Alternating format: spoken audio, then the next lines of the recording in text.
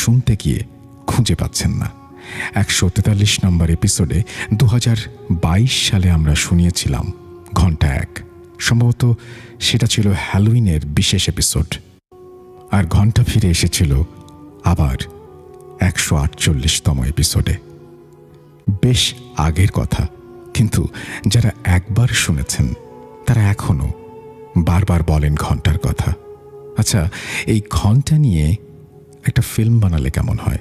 না না, হুট করে বলতে হবে না, আগে শুনুন, তারপর ভেবে বলুন। বাজছে ঘন্টা এক। শুনতে পাচ্ছেন?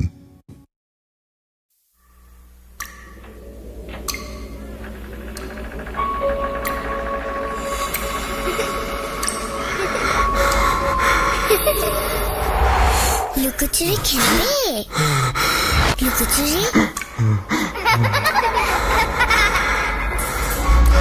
তুমি লুকাও, আমি ঠিকই তোমাকে খুঁজে পাবো।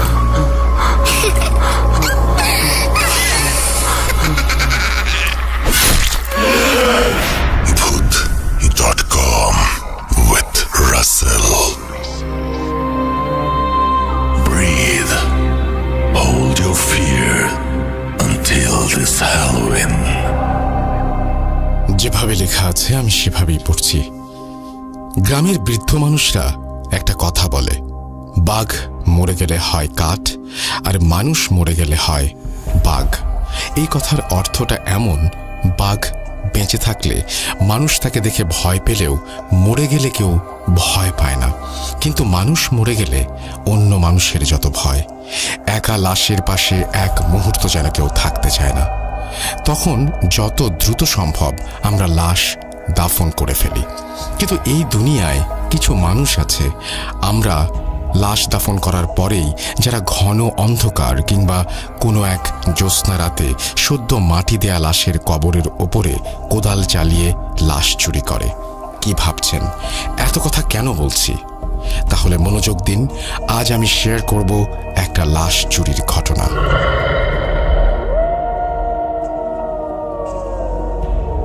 টিভিতে বা পত্রিকায় হয়তো অনেকে দেখেছেন বা পড়েছেন এমন নিউজ, কিন্তু এই ঘটনার তিক্ত অভিজ্ঞতা আমরা কজন জানি?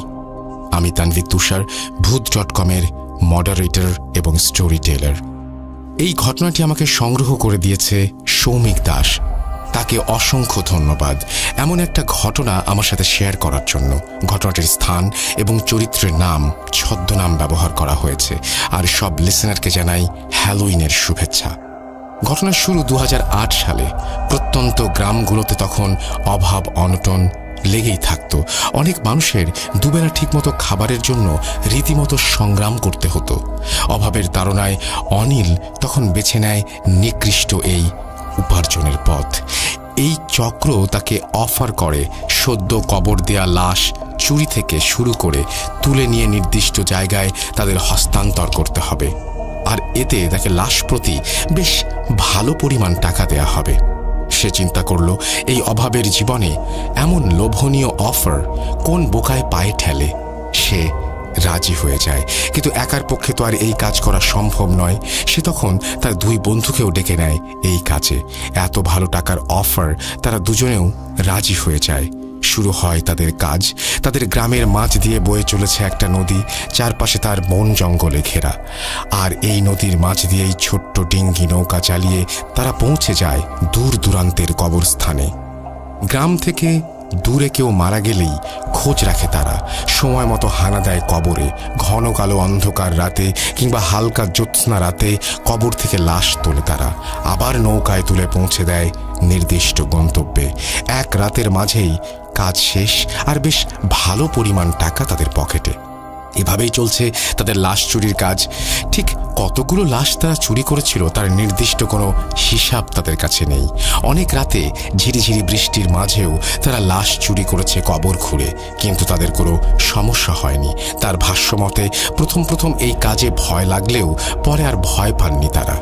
এমনি একদিন তারা খবর পেলেন পাশের গ্রামের একজন লোক মারা গেছে, কিন্তু সমস্যা হলো তাকে যেখানে কবর দেয়া হয়েছে সেটা অনেক পুরনো কবরস্থান আর লোকালয়ের অনেক কাছে।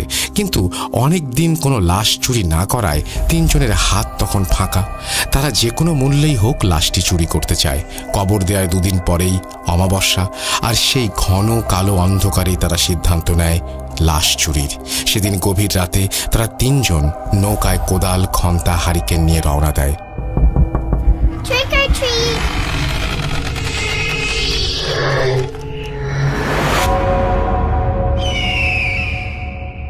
তাদের গ্রাম থেকে নদীপথে প্রায় 30 মিনিটের পথ।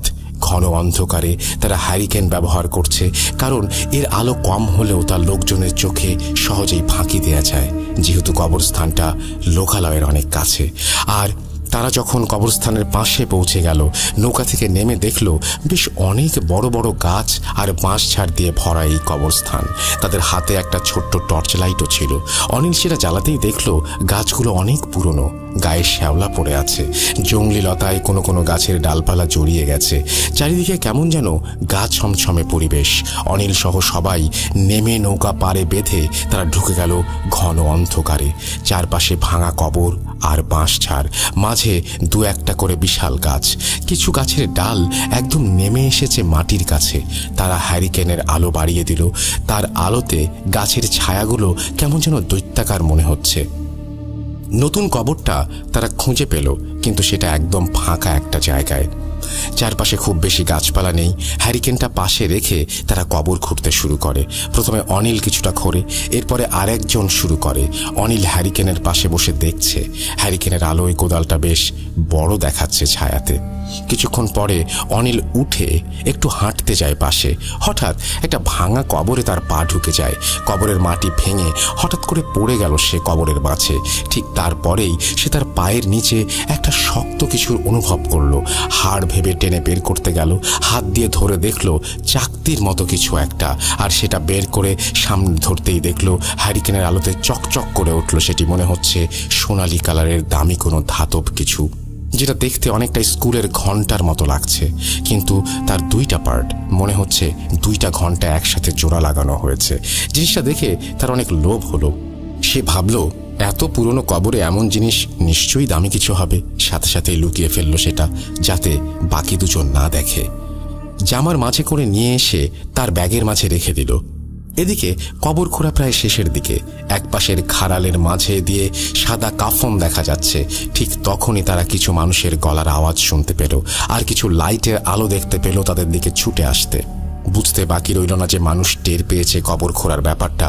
ভয়ে 3 জন তাড়াতাড়ি কোদাল আর হ্যারিকেন সব নিয়ে নৌকার দিকে দৌড়াতে শুরু করলো। অনিল হ্যারিকেন নিভায়ে এক হাতে হ্যারিকেন আর আরেক হাতে সেই ব্যাগ নিয়ে দৌড়াতে শুরু করে। কিন্তু হঠাৎ মাঝে এসে অন্ধকারে একটা গাছের ডালের সাথে ধাক্কা খায় আর উল্টে পড়ে যায়। ব্যাগটা হাত থেকে ছিটকে পড়ে যায়। সেই ঘন্টাটা ব্যাগ থেকে নিচে পড়ে যায়। সেই ঘন্টাটা খুঁজে পেল তখন তার স্পর্শে খেয়াল করলো ঘন্টার একটা পার্ট তার হাতে, আর একটা খুলে কোথায় যেন চলে গেছে। এদিকে পেছনে গ্রামের মানুষ আসছে, তার খোঁজার সময় নেই। সে একটা পার্ট হাতড়ে কুড়িয়ে নিয়ে আবার দৌড় দিতে শুরু করলো। তারপরে 3 জন এসে নৌকায় উঠেই নৌকা চালানো শুরু করে দেয়। এ যাত্রায় অল্পের জন্য ধরা পড়তে পড়তে বেঁচে যায়। লোকজন নদীর পাড়ে এসে তাদের খুঁজতে থাকে, কিন্তু ততক্ষণে তার নৌকা নিয়ে তারা হারিয়ে গেছে। যেখানে লাশ নিয়ে আসার কথা সেখানে গিয়ে বিস্তারিত সব জানিয়ে তারা যখন বাড়ি ফিরে আসলো তখন ভোর হতে চলেছে। অনিল তার ঘরে সেই ব্যাগটা ঘরের একটা কোণে বাঁশের খুঁটির সাথে আটকে দিল। এভাবে ব্যাগটা একটা লোহার সাথে ঝুলিয়ে রেখে সে ঘুমিয়ে পড়ল। সকালে ঘুম ভাঙলো তার মায়ের চিৎকারে। বাইরে বের হয়ে দেখে তার মা দাঁড়িয়ে আছে এবং তাকে বলছে, সারা রাত কি করছিস বলতো? অনিল অবাক হয়ে মার দিকে তাকিয়ে থাকে। মা কি সবকিছু জানতে পারলো? সে আমতা আমতা করে কিছু একটা বলতে যাবে, এর মাঝেই মা বলে উঠল, সারা রাত ধরে ঘরে বসে ঘন্টা বাজিয়েছিস, তার শব্দে তো ঘুম হলো না। অনিল কিছুটা অবাক হয় মায়ের কথা শুনে। সে কেন ঘন্টা বাজাবে? সে এসে আরাম করে ঘুমিয়ে গেছে। পরের দিন অনিলের ঘুম ভাঙে আবার তার মায়ের ডাকে। সে ঘুম থেকে উঠে বাইরে বের হয়ে দেখে তার মায়ের সাথে আরও কিছু প্রতিবেশী এসে জড়ো হয়েছে। তাদের সবার এক অভিযোগ, রাত ভর এই ঘন্টা বাজানোর শব্দে তারা ভালো করে ঘুমোতে পারেনি। সবাই প্রচণ্ড রেগে যায় অনিলের ওপরে। কি হচ্ছে রাতে কিছুই বুঝতে পারে না সে। তার রুম থেকে নাকি ঘন্টার আওয়াজ হয়, আর সে দিব্যি ঘুমিয়ে আছে কিন্তু জানে না। অথচ বাড়ির আশেপাশের মানুষ ঘুমাতে পারেনি। সে সবার কাছে মাফ চেয়ে রুমে চলে আসে। তারপরে ব্যাগ নামিয়ে দেখে ব্যাগের ভেতরে ঘন্টাটা যেমন রেখেছে ঠিক তেমনি আছে, কোনো পরিবর্তন নেই। কিন্তু ব্যাগ আবার ওপরে রাখতে গিয়ে সে অবাক হয়ে যায়। কয়েকটি তেলাপোকা আর টিকটিকি মরে পড়ে আছে সোজা ব্যাগের নিচের মাটিতে। দেখে কিছুটা অবাক হয় অনিল। বিষয়টা আমলে না নিয়ে সে তার সব কাজ শেষ করে রাতে আবার ঘুমোতে যায়। তখন দেখে তার পোষা বেড়ালটা তার ঘরে এসেছে। সে বিছানায় শুয়ে পড়ার সাথে সাথে ঘাড় ঘুরিয়ে দেখে বিড়ালটি বসে আছে ঘন্টা রাখা তার সেই ব্যাগটার নিচে। বিড়ালটি বসে এক দৃষ্টিতে তাকিয়ে আছে তার দিকে। সেদিন রাতেও সে ঘুমিয়ে যায়। সকালে আবার কোলাহল। বাইরে যেতেই দেখে অনেক প্রতিবেশী, প্রচুর রাগ তার ওপর। প্রতিবেশীরা বলে তারা নাকি শান্তিতে ঘুমোতে পারছে না এই ঘন্টার আওয়াজে। সে সব কিছু শুনে আবার যখন রুমে ফিরে আসে দেখে বিড়ালটি ঠিক আগের মতোই একভাবে বসে আছে ব্যাগের নিচে, এক দৃষ্টিতে তাকিয়ে আছে তার খাটের দিকে। সে কিছুটা অবাক হয়ে যায়, বিড়ালটিকে পা দিয়ে ধাক্কা দেয়। বিড়ালটির সাথে সাথে উল্টে পড়ে যায়। তাড়াতাড়ি হাত দিয়ে ধরে দেখে বিড়ালটি যেভাবে ছিল ঠিক সেভাবেই চোখ খোলা রেখে মরে পড়ে আছে। এবার অনিলের প্রচুর ভয় হতে শুরু করে। কেন এমনটা হচ্ছে? প্রতি রাতে কে ঘন্টা বাজায় এটা দেখার জন্য আজ রাতে সে জেগে থাকবে বলে ঠিক করে। ভাবনা মতো রাতে ঘুমের ভান করে বিছানায় শুয়ে থাকে অনেক রাত, কিন্তু কিছুই নেই, সবকিছু স্বাভাবিক। চোখ লেগে আসছে তার, কোনো মতেই যেন ঘুমে আর চোখ খুলে রাখা যাচ্ছে না। কখন যেন ঘুম চোখে লেগে এসেছিল তার। হঠাৎ একটা শব্দে ঘুম যেন নিমিষেই হারিয়ে গেল তার চোখ থেকে। ঘরের টিনের চালের ওপর কি যেন হেঁটে বেড়াচ্ছে এপাশ থেকে ওপাশ। সাহস করে উঠে বসলো সে। কৌতূহল নিয়ে ব্যাগটার কাছে গেল। দেখে ব্যাগ ঠিক আগের জায়গাতেই আছে, কিন্তু ব্যাগের মাঝে সেই ঘন্টাটি নেই। আবার টিনের চালের ওপরে কিছু দৌড়ানোর শব্দ। অনিল দৌড়ে বের হয়ে আসলো ঘরের বাহিরে। আধো আলোতে তাকাতেই দেখলো একটা কালো অবয়ব দ্রুত গতিতে ঘরের এক প্রান্ত থেকে অন্য প্রান্তে গিয়ে মিলিয়ে গেল। অনিল ভয়ে তখন জায়গা থেকে নড়ার শক্তি হারিয়ে ফেলেছে। তার মুখ দিয়ে কোনো আওয়াজ বের হচ্ছে না। শরীরের সমস্ত শক্তি দিয়ে চিৎকার করেও সে যেন আজ সেই শব্দ বের করতে পারছে না। মনে হচ্ছে এখনই জ্ঞান হারিয়ে ফেলবে। হঠাৎ ঘন্টার একটা মৃদু শব্দ ভেসে আসলো তার কানে। এক দৌড়ে ঢুকে গেল রুমের মাঝে। তারপরে আর কিছু মনে নেই তার। সকালে ঘুম থেকে উঠেই ব্যাগের কাছে গেল সে। ব্যাগ আর ঘন্টা যেমন ছিল তেমনই আছে, কোনো পরিবর্তন নেই। তার স্পষ্ট মনে আছে এখানে শুধু ব্যাগ ছিল, ব্যাগের মাঝের সেই ঘন্টাটি ছিল না। এই ঘন্টা থেকে সে এবার মুক্তি চায়। ব্যাগটা হাতে নিয়ে বের হয়ে গেল অনিল। একটা বড় নদীর নির্জন মোড়ে এসে দাঁড়ালো। তারপরে আস্তে করে ব্যাগ থেকে ঘন্টাটা বের করে ছুঁড়ে ফেলে দিল নদীর মাঝে। মনে হলো তার অনেক বড় একটা চিন্তা নেমে গেল মাথা থেকে। বাড়ি ফিরে আসলো সে। প্রতিদিনের মতো কাজ শেষ করে আবার ঘুমিয়ে পড়ল সে। মাঝরাতে আবার টিনের ওপরে সেই দৌড়ানোর শব্দে ঘুম ভেঙে গেল। উঠে দেখে ব্যাগ যেমন রয়েছে তেমনই আছে, ঘরের ওপরে শব্দটার নেই। ভয়ে ভয়ে বিছানা থেকে এক পা দুই পা করে নেমে এলো অনিল। ব্যাগটা যেন তাকে কাছে টানছে। এগিয়ে গেল ব্যাগটার দিকে, কাঁপা কাঁপা হাতে ব্যাগটার দিকে হাত বাড়িয়ে দিল অনিল। ব্যাগটা হাতে নিতেই খুলে যেন ভয়ের একটা প্রচণ্ড স্রোত বয়ে গেল তার শির দাঁড়ায়। ব্যাগের মাঝে সেই ঘন্টাটি, আর ঘন্টার গায়ে এখনো লেগে আছে পানি। মনে হচ্ছে এই মাত্র কেউ পানি থেকে সেটা তুলে নিয়ে এসেছে। একটা সামান্য ঘন্টা দেখেছে মানুষ এত ভয় পেতে পারে এটা সে উপলব্ধি করতে পারেনি। ব্যাগটা আবার রেখে শুয়ে পড়ল আর চিন্তা করতে থাকলো কি করা যায় এই ঘন্টা নিয়ে। সকালে ঘুম থেকে উঠে বাজারে বিক্রির জন্য নিয়ে যায় সে ঘন্টাটি। এক ভাঙারির দোকানে বিক্রি করে ফিরে আসে সে। তারপর থেকে সবকিছুই স্বাভাবিক, কোনো সমস্যা নেই। অনিল ভাবলো যাক, অবশেষে এই যন্ত্রণা থেকে মুক্তি পাওয়া গেছে।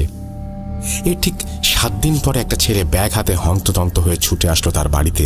এসেই বলল, আমাকে এক গ্লাস পানি দেন। পানি খেয়ে ছেলেটি ব্যাগটি এগিয়ে দেয় অনিলের দিকে। ব্যাগটা হাতে নিয়ে অনিল ভেতরে তাকিয়ে দেখলো সেই ঘন্টা। ছেলেটা তার দিকে তাকিয়ে বলল, এই ঘন্টা কেনার পরে বাবা এটাকে আমাদের বাড়িতে নিয়ে যায়। তারপর থেকে আমাদের পরিবারের কোনো কিছু ঠিক নেই। ছেলেটি কাঁপা কাঁপা স্বরে বলতে শুরু করলো, বাবা সেই ঘন্টাটি নিয়ে এসে রুমের ভিতরে রেখে দিয়েছিল। হঠাৎ রাতে টিনের চালের ওপর ভারী কিছু একটা হাঁটার শব্দ পেয়ে ঘুম ভেঙে যায়। তিনি উঠে যান বাইরে দেখতে।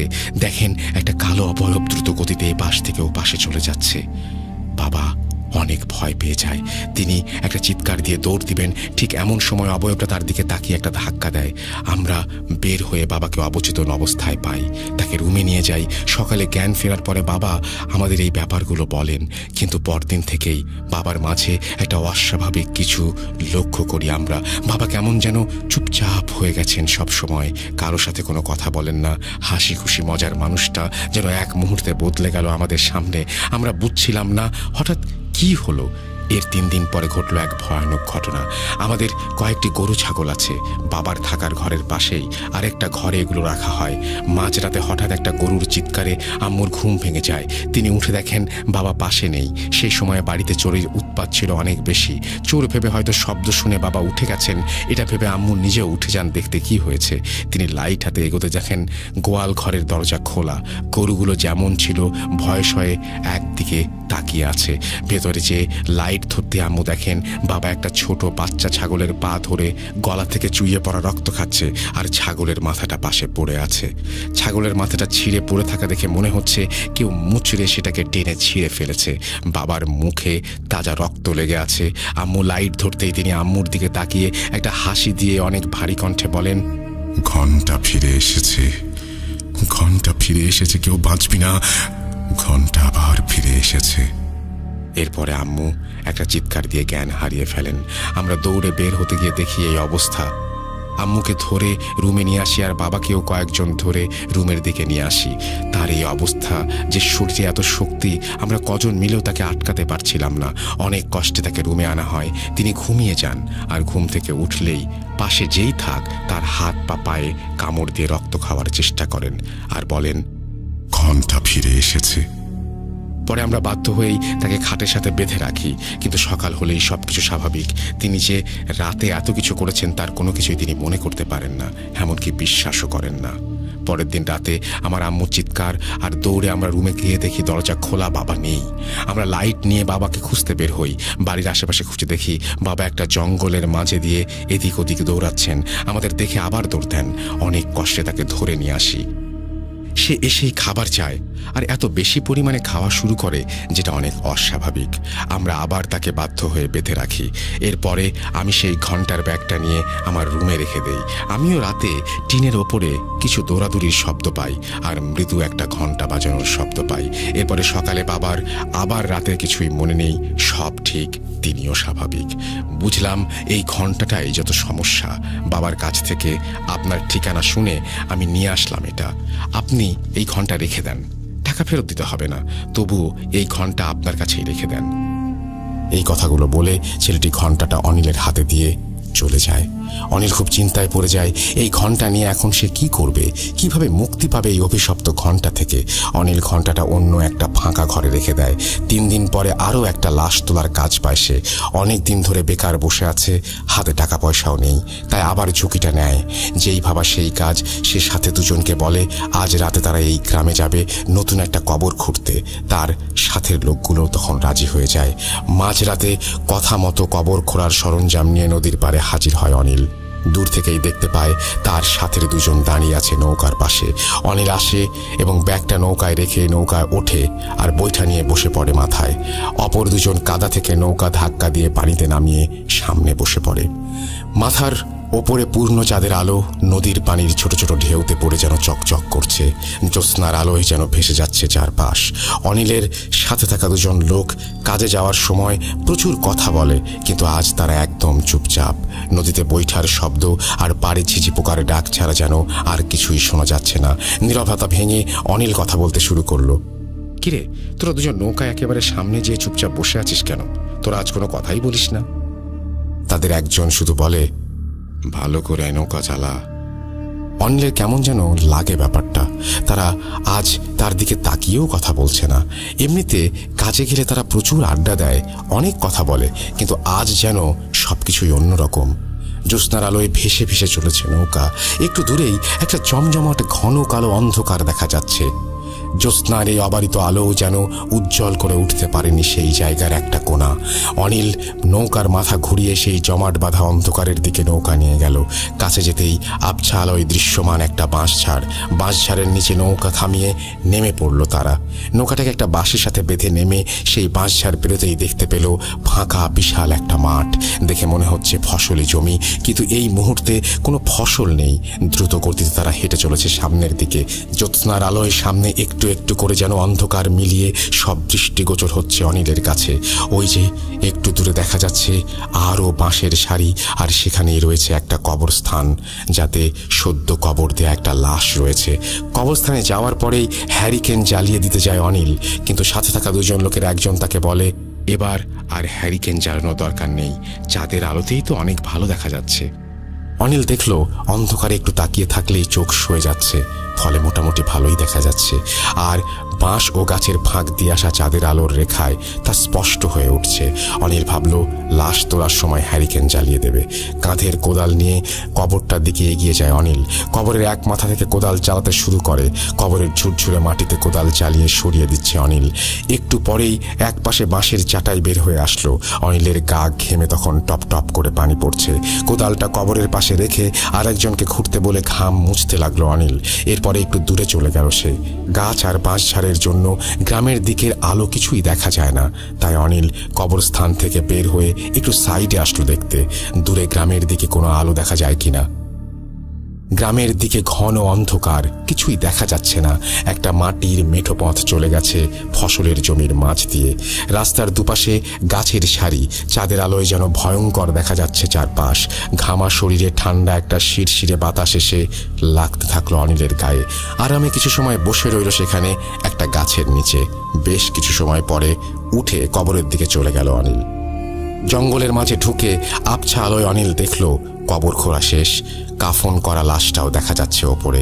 চাঁদের আলোয় লাশের গায়ের নতুন কাফনের কাপড়টা যেন চকচক করে উঠছে। লাশের কাফনের ওপরে যেন তার সাথে আসা দুজন উপুর হয়ে কাফনের মাঝে কিছু একটা খুঁজছে বলে মনে হলো। অনিল একটু দূরে থাকা ব্যাগের কাছে গিয়ে হ্যারিকেনটা জ্বালিয়ে দিল। হ্যারিকেনের আলো বাড়িয়ে অনিল এগিয়ে গেল কবরের দিকে। দুজন তখনও উপুর হয়ে আছে লাশটার ওপরে। অনিল এগিয়ে যেতে একজন পেছনে তাকালো। হ্যারিকেনের লাফাতে থাকা আলোর ছটায় অনিল দেখল তার দিকে লোকটার মুখে লাশের চামড়া। পায়ের থেকে কামড়ে খাচ্ছে লাশটার একটা অংশ। অনিলের শির তারা দিয়ে ভয়ের একটা ঠান্ডা স্রোত বয়ে গেল। আর চেনা দুই লোক যেন আজ অনেক অচেনা, অনেক বড় রহস্য। এর মাঝেই তার দিকে তাকিয়ে তারা বলল, ঘন্টা ফিরে এসেছে। এই কণ্ঠ যেন অনিলের হৃৎপিণ্ড ফুঁড়ে বেরিয়ে গেল। হ্যারিকেন ফেলে ঊর্ধ্বশ্বাসে দৌড়াতে শুরু করলো অনিল। বাঁশঝাড় পার হয়ে মাঠের মাঝে থেমে গেল অনিল। দৌড়ে চলেছে নদীর দিকে। হঠাৎ দেখে সামনে দাঁড়িয়ে তার সাথেই আসা একটা লোক আবার একটা হাসি দিয়ে বলছে, ঘন্টা ফিরে এসেছে। অনিল উল্টো দিকে এক দৌড় দেয়।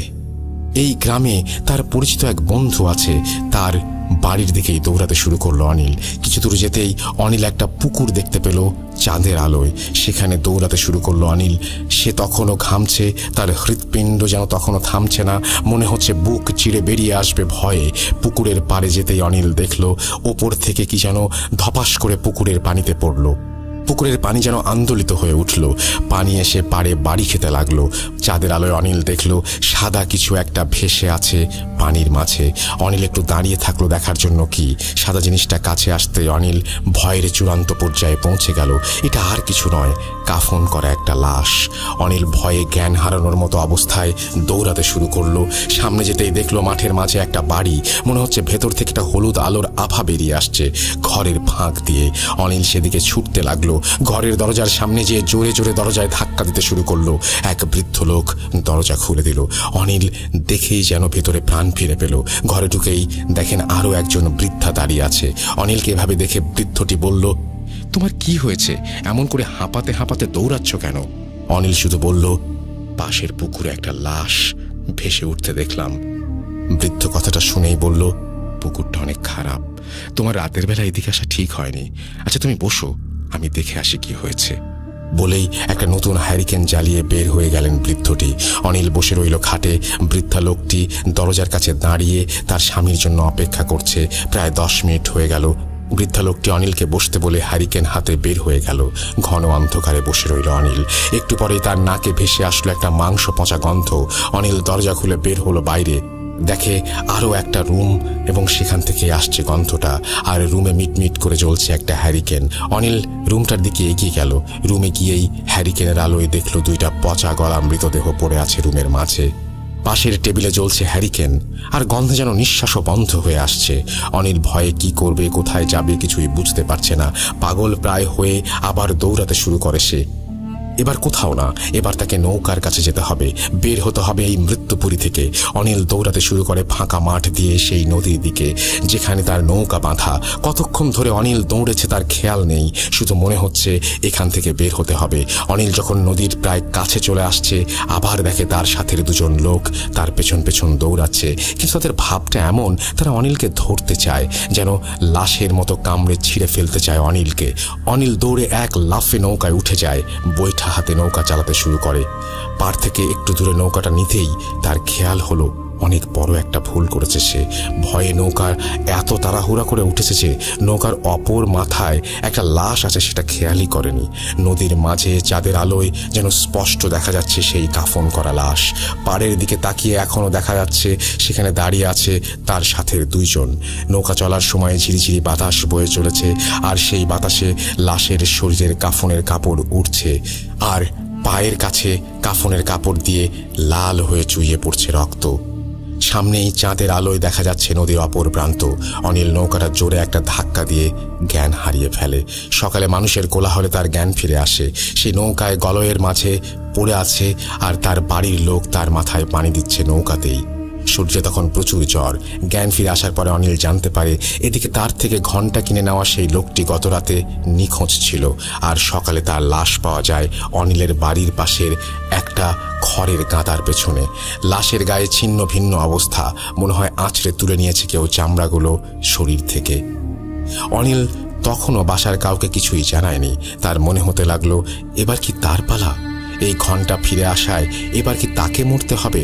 ভয়ে শিউরে উঠল অনিল। শির দ্বারা দিয়ে নেমে আসলো ভয়ের একটা ঠান্ডা স্রোত। কি ভাবছেন এখানেই শেষ? ঘণ্টা যখন ফিরে এসেছে, ঘটনা তবে শুরু এখান থেকেই। কি ছিল সেই রহস্যময় ঘণ্টা? কোথা থেকে ফিরে এসেছে এটি? অনিলের ভাগ্যে কি ঘটেছিল? এই প্রশ্নগুলো কি ঘুরপাক খাচ্ছে আপনার মাথায়? তাহলে ভাবতে থাকুন, আর এই ঘটনার সব রহস্য উন্মোচন করতে অপেক্ষা করুন ঘটনার পরবর্তী অংশের জন্য। খুব তাড়াতাড়ি আসতে চলেছে ভূত.com-এর পরবর্তী কোনো এক এপিসোডে। আল্লাহ হাফিজ।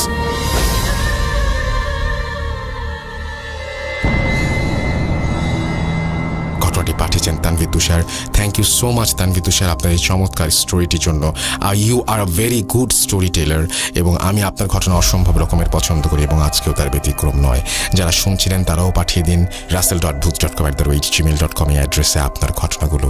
আমরা চলে যাব আমাদের পরবর্তী ঘটনায়।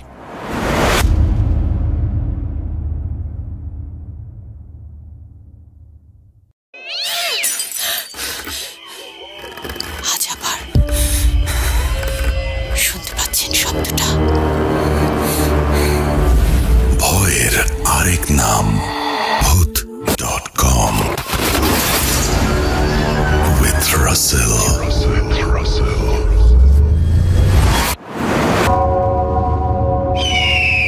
কেমন লাগলো ঘন্টা 1? এবার শুনুন ঘন্টা 2। আমার মনে হয় ভালো লাগবে। কথা না বাড়িয়ে চলুন শুরু করা যাক। You never were alone.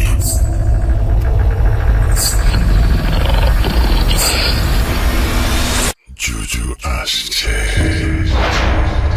You are not alone. আমি শুধু তোমার সাথেই থাকতে চাই। Not alone. লুকোচুরি খেলবে? লুকোচুরি? You will never be alone.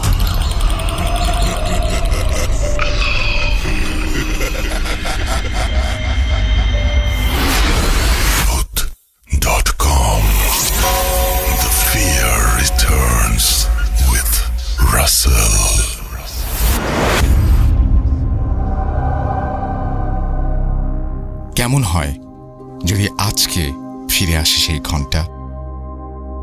ঘন্টা নিয়ে আমরা কথা বলছি অনেক দিন থেকে, এবং ঘন্টার এই ঘটনার জন্য আপনারা অপেক্ষা করছেন অধীর হয়ে। আর সেই তানভীর তুষারের ঘন্টার ঘটনাই আজকে শোনাবো আপনাদের।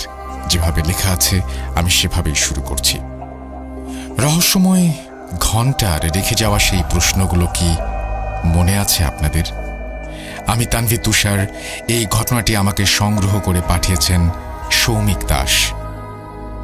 অনিল লাশ চুরি করতে গিয়ে খোঁজ পায় একটি অদ্ভুত ঘন্টার, আর তা তার জীবনকে করে তোলে দুর্বিষহ। এরপরে অনিলকে যখন নৌকার মাঝে পাওয়া যায়, তারপরে তাকে বাড়িতে আনা হয়। বাড়িতে আনার পরে তার সাথে কাজ করা সেই দুইজন তাকে দেখতে যায়, আর অনিল জানতে পারে তারা সেদিন তার সাথে লাশ তুলতে যায়নি। তারা যখন নদীর পাড়ে পৌঁছায় তখন সেখানে কাউকে দেখেনি, না অনিল আছে না নৌকা বাঁধা আছে ঘাটে। তারা ভাবে অনিল হয়তো নৌকাটা অন্য কোথাও রেখেছে। তারা বেশ অনেক সময় অপেক্ষা করে যখন দেখে অনিল এখনো আসে না বাড়ি থেকে, তখন তারা বুঝতে পারে অনিল হয়তো আজকে আর আসবে না। তাই তারা ফিরে চলে যায় বাড়িতে।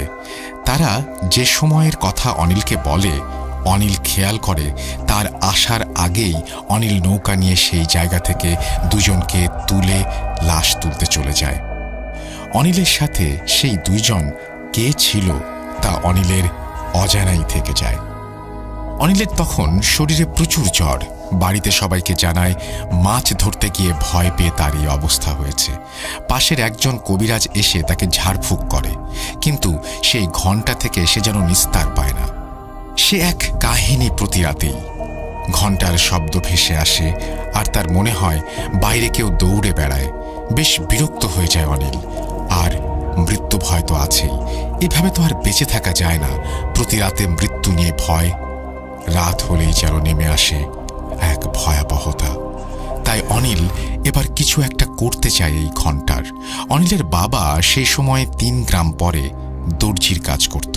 ছেলের এই দুর্ঘটনার কথা তার কানেও যায়, যদিও তিনি 2-3 সপ্তাহ পর পর বাড়িতে আসেন। কিন্তু এই ঘটনা শোনার পর সেদিন কাজ শেষ করেই তিনি বাড়িতে রওনা দেন। তার দোকান থেকে 2 গ্রাম পরে মাঠের মতো একটা জায়গা পার করে নিজের গ্রামে আসতে হয়। সেদিন কাজ শেষ করতে করতে বেশ ভালো রাত হয়ে যায় তার। তিনি যখন 2 গ্রাম পার করে মাঠে নেমে পড়েন, তখন বেশ অন্ধকার ছেয়ে গেছে। আবছা দেখা যাচ্ছে সবকিছু। পেছনের গ্রাম আর দেখা যাচ্ছে না, অন্ধকারে তা মিলিয়ে গেছে। সামনের গ্রামও দেখা যাচ্ছে না। তিনি মাঠের মাঝামাঝি, হাতে একটা ছোট লাইট, যার আলো বলতে ওইটুকুই পথের একটু জায়গা থেকে কোনো রকমে দেখা যায়। লাইটের চার্জ নেই। এদিকে ঠিক তখনই কানে ভেসে আসলো মৃদু এক ঘন্টার শব্দ। বেশ অবাক হয়ে যান তিনি। এই রাতে এই ফাঁকা মাঠে ঘন্টা বাজায় কে?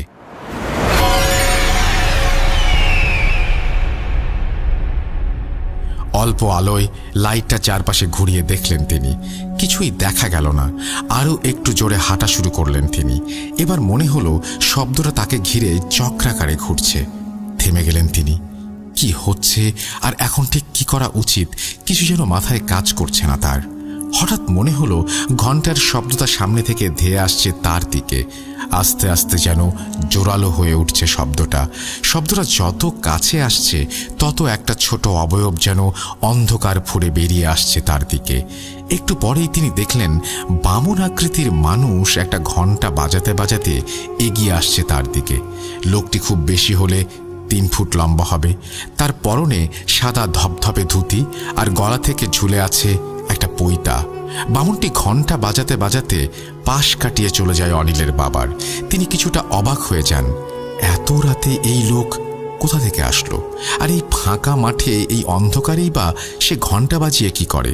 এসব ভাবতে ভাবতে তিনি আবার হাঁটা দিলেন বাড়ির পথে। কিছু দূর আসতেই আবার সেই ঘন্টার শব্দ। এবার ভেসে আসছে পেছন থেকে, আবার আগের মতো পেছন থেকে আস্তে আস্তে জোরে শব্দটা ভেসে আসছে কাছে। হঠাৎ পাশ কাটিয়ে পিছন থেকে সামনে এগিয়ে গেল সেই বামন। তিনি আরও জোরে হাঁটা দিলেন, কিন্তু এই বামনের সাথে তার কোনো মতেই তিনি হেঁটে পেরে উঠছিলেন না। এবার একটা নির্দিষ্ট দূরত্ব রেখে হাঁটা শুরু করলো বামন, আর তিনি লাইট মারলেন বামনের দিকে বিরক্ত হয়ে, আর জোরে ডাক দিয়ে বললেন, এই তুমি কে বলো তো? এই রাতের বেলা আমার সাথে এমন করছো কেন? বামনটি থেমে গেল।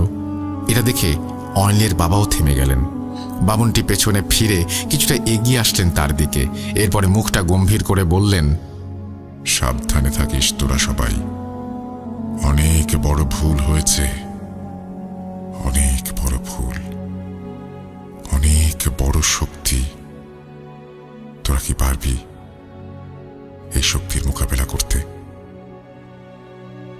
ঘন্টা ফিরে এসেছে, ঘন্টা ফিরে এসেছে,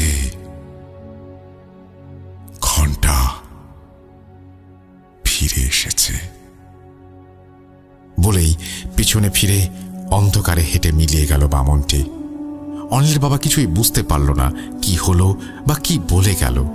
তিনি মনে করলেন অনেকদিন গ্রামে নেই, তাই হয়তো নতুন কোনো পাগল এসেছে গ্রামে। ব্যাপারটা তেমন পাত্তা না দিয়ে তিনি বাড়ি চলে গেলেন। বাড়িতে যেয়ে খাওয়া দাওয়া শেষ করে ঘুমিয়ে পড়লেন। অনেক পথ হেঁটে এসেছেন, শরীর বড্ড ক্লান্ত। ঘুমে যেন তার চোখ বন্ধ হয়ে আসছে বারবার। যা কিছু হয়েছে বাড়িতে কাল সকালে কথা বলা যাবে। ঘুমিয়ে পড়লেন তিনি। হঠাৎ একটা মৃদু শব্দে ঘুম ভেঙে গেল তার। মনে হচ্ছে টিনের চালের ওপর দিয়ে কেউ হেঁটে যাচ্ছে। উঠে বসলেন তিনি। এর মাঝেই সেই পরিচিত ঘণ্টার শব্দ। বেশ বিরক্ত হয়ে যান। শব্দটা আস্তে ধীরে আবার আগের মতো কাছে এগিয়ে আসছে। শব্দটা এখন যেন অনেক বেশি তীব্র, আগের মতো এতটা মৃদু না। কান ঝালাপালা হয়ে যাচ্ছে। অনিলের মা উঠে বসলেন পাশে। অনিলের মা বললেন, হয়েছে, এই শব্দটা শুনতেছেন, এই সমস্যা বাড়ির। এই থেকেই যেন এত কিছুর শুরু হয়েছে। রাতে বাড়ি আসার সময়ের সেই অদ্ভুত ব্যাপারটা অনিলের বাবা বললেন। দুজনের কেউ কিছু বুঝতে পারল না। সারা রাত আর ঘুম হলো না। তার মনে হচ্ছে অনিলের ঘর থেকে ঘন্টা বেজেই চলেছে, বেজেই চলেছে, বেজেই চলেছে। সকালে ওঠার পরে অনিলের ঘরের সামনে গেল তার বাবা। অনিলকে ডেকে বলল, কি হয়েছে তোমার? সারা রাত ধরে এই যে ঘন্টা বাজালে, এতে ঘুমানো তো দায় হয়ে গেছে। অনিল তখন সব ঘটনা খুলে বলে তার বাবাকে। তবে লাশ চুরির কথাটা না বলে সে মাছ ধরতে যে ঘন্টাটা পায় নদীর পাড়ে এটা জানায়। তার বাবা সব শুনে তারা দুজনে মিলে খোঁজ করতে থাকে এমন একজনকে যে পারবে এই বিপদ থেকে তাদের রক্ষা করতে। বেশ কদিন খোঁজা হলো এমন লোক, আর তার মাঝেও তাদের বাড়িতে এই অত্যাচার চলমান। এর মাঝে হঠাৎ 5 দিন পরে এমন এক লোকের খোঁজ পায় তারা, যে এই সব কাজ করে থাকে। দুজনে মিলে ঠিক করলো আজই বিকেলে এই ঘন্টা সাথে করে নিয়ে যাবে সেই লোকের কাছে। যে করেই হোক এর থেকে মুক্তি পেতে হবে। বিকেলে দুজন রেডি হয়ে চলে গেল সেই লোকের কাছে। অনিলের কাছে হাতে সেই ঘন্টার ব্যাগ। লোকটার কাছে যাওয়ার পরে ঘন্টার ব্যাগটা দিয়ে এর সমস্যার কথা খুলে বলল অনিল। লোকটি তাদের আশ্বস্ত করল এই সমস্যা ঠিক করে দেবেন তিনি। তারপরে তিনি ঘন্টাটা নিজের কাছে রেখে দিলেন আর বললেন, আমি খবর দিলে আসবেন। বাড়ি এসে অনিলের বাবা আবার কাজে চলে যায়। বেশ শান্তিতে আছে তারা, আর কোনো সমস্যা নেই। হাঁপ ছেড়ে বেঁচেছে অনিল। মনে হলো অনেক বড় বোঝা নেমে গেছে বুক থেকে। এর প্রায় 10 দিন আর কোনো সমস্যা হলো না। সবকিছু স্বাভাবিক। অনিল বাবা আবার আসছেন একদিন আগে বাড়িতে। অনিল আর তার বাবা উঠোনে বসে গল্প করছে সকালবেলা। হঠাৎ দেখলেন দূর থেকে একটা লোক আসছে তাদের দিকে। সেই লোক কাছে এসে বলল, আপনারা যাকে ঘন্টা দিয়ে এসেছিলেন তিনি আমাকে পাঠিয়েছেন। আপনাদের যত দ্রুত সম্ভব দেখা করতে বলেছেন, আর সম্ভব হলে এখনই আমার সাথে যেতে বলেছেন আপনাদের। অনিল আর তার বাবা রেডি হয়ে লোকের সাথে চলে যায়। লোকটি তাদের নিয়ে সোজা চলে গেলেন একটা হাসপাতালের দিকে। তারা কিছুটা অবাক হয়ে জিজ্ঞেস করল, এদিকে কেন?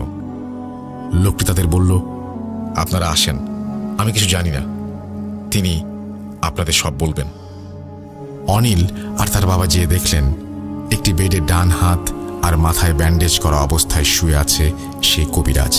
অনিল আর তার বাবাকে দেখে কেঁদে ফেললেন সেই লোক। অনিল এগিয়ে এসে বলল, আপনার এই অবস্থা হয়েছে কি করে? লোকটির চোখ ছলছল করে উঠল। কান্না জড়ানো কণ্ঠে অনিলের দিকে তাকিয়ে বলল, আমার অনেক বড় সর্বনাশ হয়ে গেছে। আমার ছেলেটা নেই, ও কেড়ে নিয়েছে আমার ছেলেকে। বলেই কেঁদে উঠল লোকটি। তার চোখ দিয়ে গড়িয়ে পড়ল পানি। চোখটা মুছে লোকটি বলতে শুরু করল, তোমরা যখন আমাকে ঘন্টা দিয়ে গেলে তারপরে থেকেই ঘটতে থাকে অস্বাভাবিক সব ঘটনা। আমি জীবনে অনেক সমস্যা ঠিক করেছি, তাই এটা নিয়ে আমার তেমন কোনো চিন্তা ছিল না। আমি ঘন্টাটি আমার ছেলের ঘরে রেখেই ঘুমিয়ে গিয়েছিলাম। কিছু কাজ নিয়ে ব্যস্ত ছিলাম 2 দিন, কিন্তু প্রথম রাত থেকে একটা ঘন্টার শব্দ শুনতে পেতাম আমরা সবাই। মনে হতো বাড়ির চারপাশে সেটি চক্রাকারে ঘুরছে। আস্তে আস্তে তা এত বেশি তীব্র হয়ে উঠল যে ঘুমানো দায় হয়ে গেল। পরদিন আমি ঘন্টাটা নিয়ে বসি খোঁজ করার জন্য। সেদিন কিছু জানতে পারিনি, আর ঘন্টাটা রেখে রাতে শুয়ে পড়ি। সেদিন রাতে খেয়াল করি আমার টিনের চালের ওপর দিয়ে কেউ এ মাথা থেকে ও মাথা দৌড়ে যাচ্ছে। আমি উঠে বসলাম, তবে আজ ঘন্টার শব্দটা কেমন যেন একদিক থেকে ভেসে আসছে, চারপাশে ঘুরছে না। শব্দটা আস্তে আস্তে তীব্র হতে শুরু করলো। আমি লাইট হাতে বের হয়ে পড়লাম। তখন মনে হলো শব্দটা আমার ছেলের ঘর থেকে আসছে। আমার বউ সহ আমি ছেলের ঘরের দিকে গেলাম। গিয়ে দেখি দরজা ভেতর থেকে দেয়া। আমরা এত ডাকাডাকি করি, ছেলে কোনো উত্তর দেয় না। রুম থেকে একভাবে সেই ঘন্টার শব্দ হয়েই আসছে তো হয়েই আসছে, কোনো নিস্তার নেই। আমরা দরজার খিল ভেঙে ভেতরে গিয়ে দেখি আমার ছেলে ঘন্টা হাতে দাঁড়িয়ে আছে, আর ঘন্টা বাজিয়ে যাচ্ছে এক মনে। আমরা যেভাবে ঢুকলাম বা তার সামনে দাঁড়িয়ে আছি, এটাতে তার বিন্দুমাত্র কোনো হেলদোল নেই। ওর মা ওকে ধাক্কা দিল, তাও কথা বলে না, একভাবে ঘন্টা বাজিয়ে যাচ্ছে। এদিকে দেখি ঘন্টা দিয়ে হাত কেটে রক্ত বের হয়ে যাচ্ছে তার, তাও সে ঘন্টা বাজিয়ে যাচ্ছে। আমি কিছু পানি এনে দোয়া পড়ে তার গায়ে ছিটিয়ে দিতেই সে স্বাভাবিক হয়ে গেল, আর জানতে চাইল এত রাতে আমরা তার রুমে কেন, আর তার হাতে এটা কি, তার হাত কেটে গেল কি করে। আমি এত প্রশ্নের উত্তর না দিয়ে শুধু বললাম, কিছু হয়নি, তুমি ঘুমাও। রাতে আর কোনো সমস্যা হয়নি। রাতে আমি খুব চিন্তায় ছিলাম এই ব্যাপারটা নিয়ে। আগে অনেক কাজ করেছি, কিন্তু আমার পরিবারের ওপরে তো এমন কোনো সমস্যা নেমে আসেনি। সকালে ঘুম থেকে উঠেই আমি ছেলেকে ওর নানির বাড়িতে পাঠিয়ে দিলাম। একদিন পরে রাতে আমি আবার ঘন্টা নিয়ে বসলাম। আমার পরিচিত এক জিনের মাধ্যমে খোঁজ নিয়ে জানলাম, যা অনেক অস্পষ্ট। শুধু সে এটুকু জানালো, এটা অনেক শক্তিশালী একটি জিনের শক্তির উৎস, আর সেই জিনের রয়েছে অসংখ্য শক্তিশালী জিন বাহিনী। তারা তাকে ওস্তাদ বলে মানে, আর এর বিরুদ্ধে আমি কোনো কিছু করতে পারবো না। এই ঘন্টার ফিরে আসা উচিত হয়নি। ঘন্টা ফিরে এসেছে আবার। এসব শুনে আমিও কিছুই বুঝতে পারলাম না যে সে কি বলছে। অনেক চিন্তায় পড়ে গেলাম ব্যাপারগুলো নিয়ে। এরপরে আমি ভাবছি কি করা যায় এখন। এর মাঝেই মাঝরাতে বাইরে থেকে কেউ একজন আমার নাম ধরে ডেকে উঠল। আমি বাইরে যেতেই সে বলল, তোর ছেলে অনেক অসুস্থ, তাড়াতাড়ি যা ওর কাছে, না হলে ওকে বাঁচাতে পারবি না। ঘন্টা ওকে নিয়ে যাবে, শেষ করে ফেলবে ওকে। বলেই লোকটি যেন অন্ধকারে মিলিয়ে গেল। আমি কি করব বুঝতে না পেরে বাড়ি থেকে বের হয়ে পড়লাম আমার শ্বশুর বাড়ির উদ্দেশ্যে। আমার বাড়ি থেকে আমার শ্বশুর বাড়ি প্রায় 10 কিলোমিটারের পথ। এর মাঝে আবার নদীও পার হতে হবে। এই মাঝরাতে আমি কোনো যানবাহন বা নৌকা পাবো কিনা জানি না, কিন্তু আমি তবুও সময় নষ্ট না করে বেরিয়ে গেলাম। রাস্তা দিয়ে হেঁটে আমি ফসলি জমি আর মাঠের মাঝে দিয়ে হাঁটা শুরু করলাম। আমি হাঁটছি আর শিরশির করে বাতাস এসে লাগছে আমার মুখে। চারপাশে ঘন কালো অন্ধকারে ঘেরা। এর মাঝেই যেন সেই ঘন্টার শব্দটা আমি মৃদু শুনতে পাচ্ছিলাম আমার চারপাশে। এটা একটা বৃত্তাকারে আমার চারপাশে ঘুরছিল। আমি চারপাশে লাইট মারলাম, কিন্তু কিছুই দেখতে পাচ্ছিলাম না। এমনভাবেই আমি নদীর চারপাশে পৌঁছে গেলাম। চারপাশে শুনশান নীরবতা। নদীর পানির শব্দ ছাড়া আর কিছু নেই। নদীর ঘাটে নামলাম, দেখি 2টা নৌকা বাঁধা আছে। পাশেই একটা খড় দিয়ে বানানো ডেরা ঘর। সেদিকে তাকিয়ে আমি জোরে ডাক দিলাম, কোনো মাঝি ভাই আছে নদীর পাড়ে? কিন্তু কোনো উত্তর নেই।